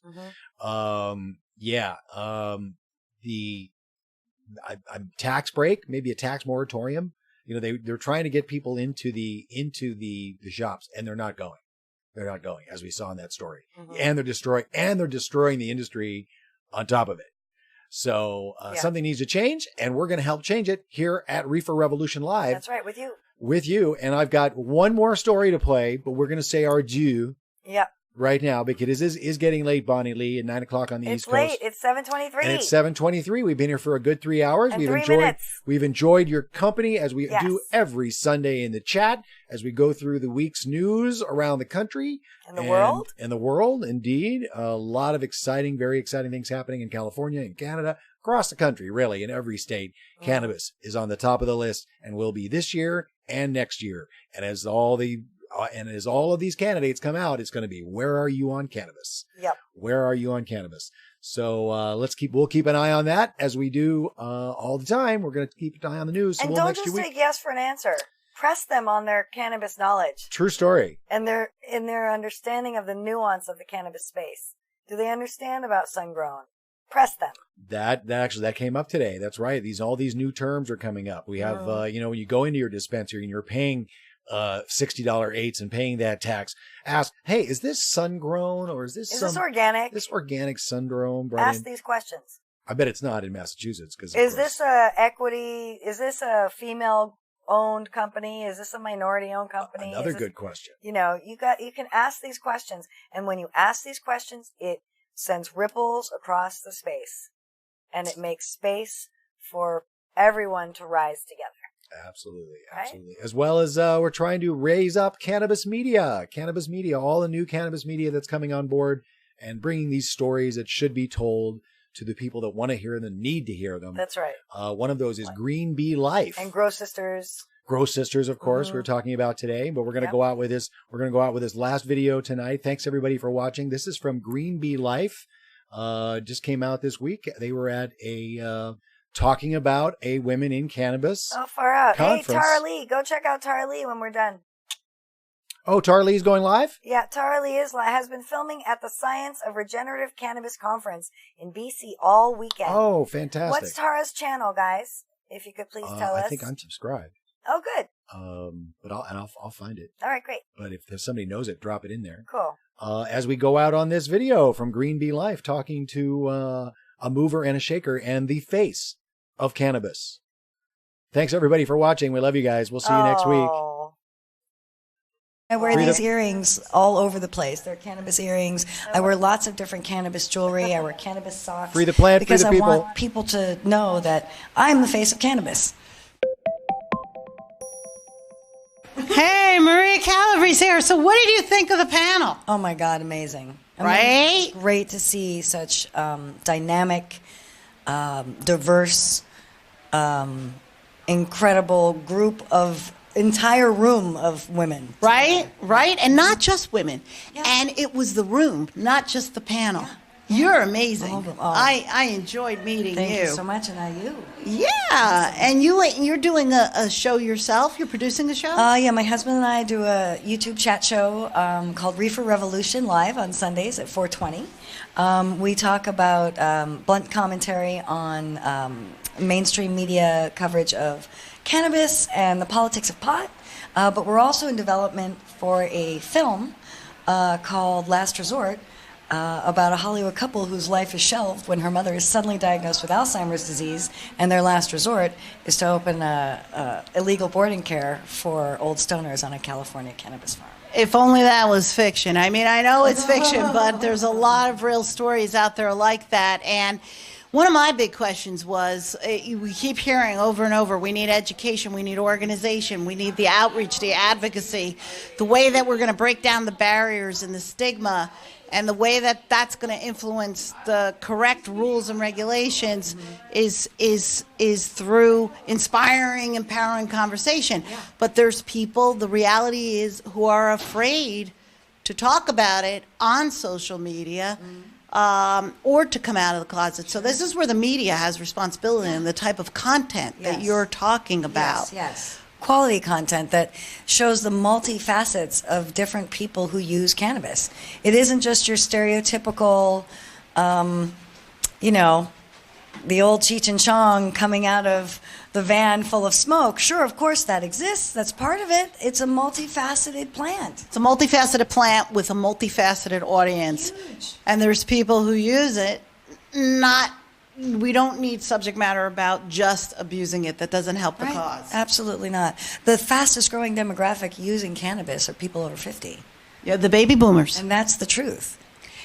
With the opioid epidemic, you can understand why. Chronic pain and the dementia. Coming on with dementia. Dementia is going to be treated with cannabis in the future. By 2050, we have 3 really catastrophic healthcare threats. Cancer, Alzheimer's, and the chronic pain. We're not prepared for it, and opiates is not the answer. No, but cannabis is. It could be. It definitely. I think it's the future. And I'm super glad that we're all here together at the beginning of it. It is a privilege. Yeah, it's a very exciting time. I sometimes feel like I'm in a bubble. Yeah. I mean, I wear these earrings all over the place. They're cannabis earrings. I wear lots of different cannabis jewelry. I wear cannabis socks because I want people to know that I'm the face of cannabis. Do you consume? Absolutely. Silly question, right? Absolutely. I consume. My mother consumed my whole life. My father. I didn't consume until I was in my 20s. And now. What brought you to it? Anxiety. And it's benefited you? Oh, my God. Yeah. I'm able to function. I'm kind of shy. And, yeah. I would have never known that. Yeah, well, cannabis is excellent. And I use a tincture, and it's CBD dominant. And, I'm not running around all high and loopy. I'm using cannabis as medicine. But you're a trailblazer who, I'm not saying there's anything wrong with the Ativan prescription or the Western medicine. I am. I'm saying there's something wrong. It damages your organs where cannabis does not. Good point. Side effects. Side effects of cannabis, you might get a little hungry. So how did you, while it was illegal, or a little happy, or a little calmer, or a little sleepy, a little kinder to your husband? Right, totally. There was a great quote in a Marie Claire article saying, this woman was saying that her husband thinks she's nicer when she consumes. Sure, of course. I think it's going to be a great treatment for menopausal symptoms as well. That's right. That's right. FICO does wonders. But now, how did you come to it? See, I was always scared because it was illegal. So how did you just say, I'm going to find my medicine? I actually was rolling joints on my Citizenship of the Month award for my parents. For a quarter. They would supply all the stuff, and I would, roll it for them and charge them a quarter for the service. So I knew that it was something that was out there all my life, and I only just started using it when I was 21 with my mom. I came home from a bad night at work, a silly restaurant job, where I was all wadded up about some dumb thing, and she's like, honey, here, just have a couple hits. Wow. Yeah. And all the anxiety just drained away. I went, oh. Moms know. Moms know. Trust mom. Chicken soup and a little tincture. Well, you certainly are an example of someone who is far from a couch locked. Yeah, I'm pretty productive. Pretty productive. And not only, it's very interesting that you're saying you took it for anxiety because you were shy, so you took it to engage, not to disengage. Yeah, definitely. And it did that. Yeah. Cannabis is medicine. Cannabis is medicine, and we need to know more. Yeah, absolutely. Cool. All right. Again, your name? Chela. Chela. I know that. Then your last name? Chela Fiorini, Reefer Revolution. Reefer Revolution. Okay. Very good. And that's the YouTube channel. Yep, on YouTube, yeah. All right. Well, thanks so much, Chela. Thank you so much. Thank you. Yeah, good friends over at Green Bee Life. Green, were you guys high? Not high enough. I should have had more CBD. Should have had a little CBD. Moving away from the camera. You did great, I kept babe. backing up and backing up and backing up. Oh my goodness. I The- really don't. Because there was a camera. Here we have just this little thing. It doesn't really look like a camera. There was a camera with a lens. Like, you guys may notice that I don't like to look at you very much. It makes me very uncomfortable. I've lived my whole life behind the scenes. And so to do this takes a lot of, to overcoming a lot of my stuff. So Well, you're picking it up quite nicely. when I was doing it there with the real camera and they had lights and stuff, it was I noticed in the video that I backed up, several inches. I kept trying to back up. You worry about trying to shut me up on Sundays. Anyway. All right, folks. Thanks for watching. That was very cool. Chela Bella in the new Cannabis Media over at Green Bee Life. Picking us up on getting our information out. Thanks for watching, everybody. We're going to go catch Tara Lee's show. Yeah, go to Tara Lee's show. And see what she's got to say tonight. So thanks for watching, everybody. We'll see you next Sunday. Free the plant, free the people, pot for peace. Bye.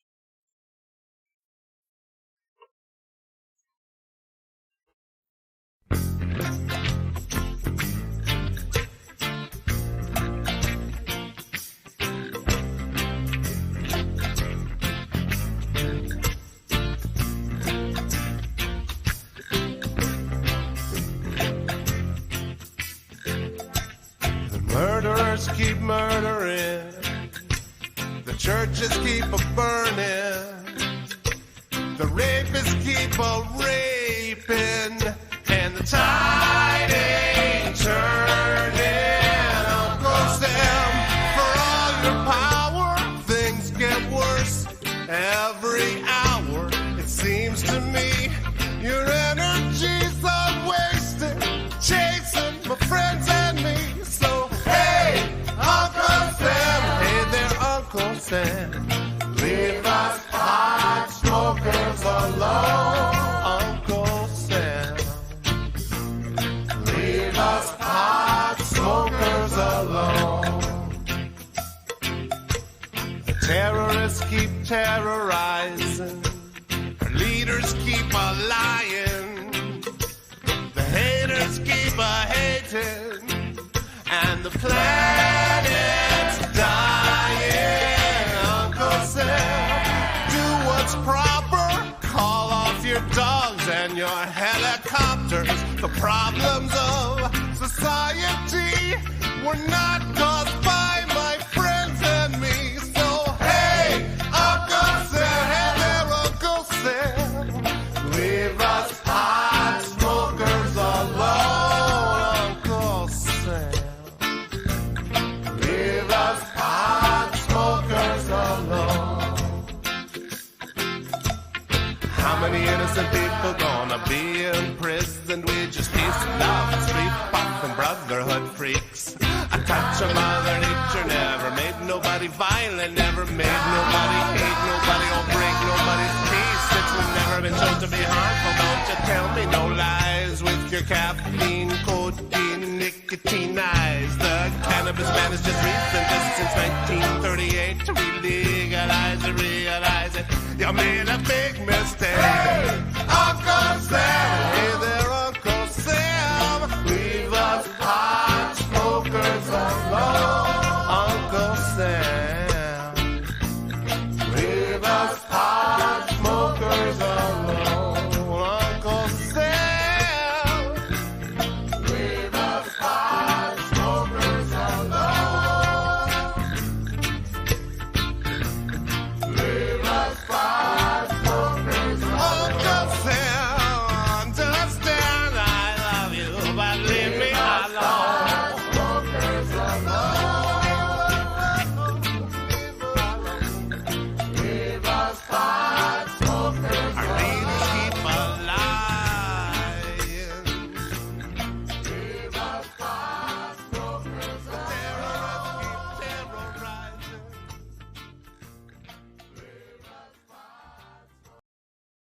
This drug is dangerous. You cannot play with it. It's not funny. It's not something to laugh about. Good people don't smoke marijuana. Smoke weed every day.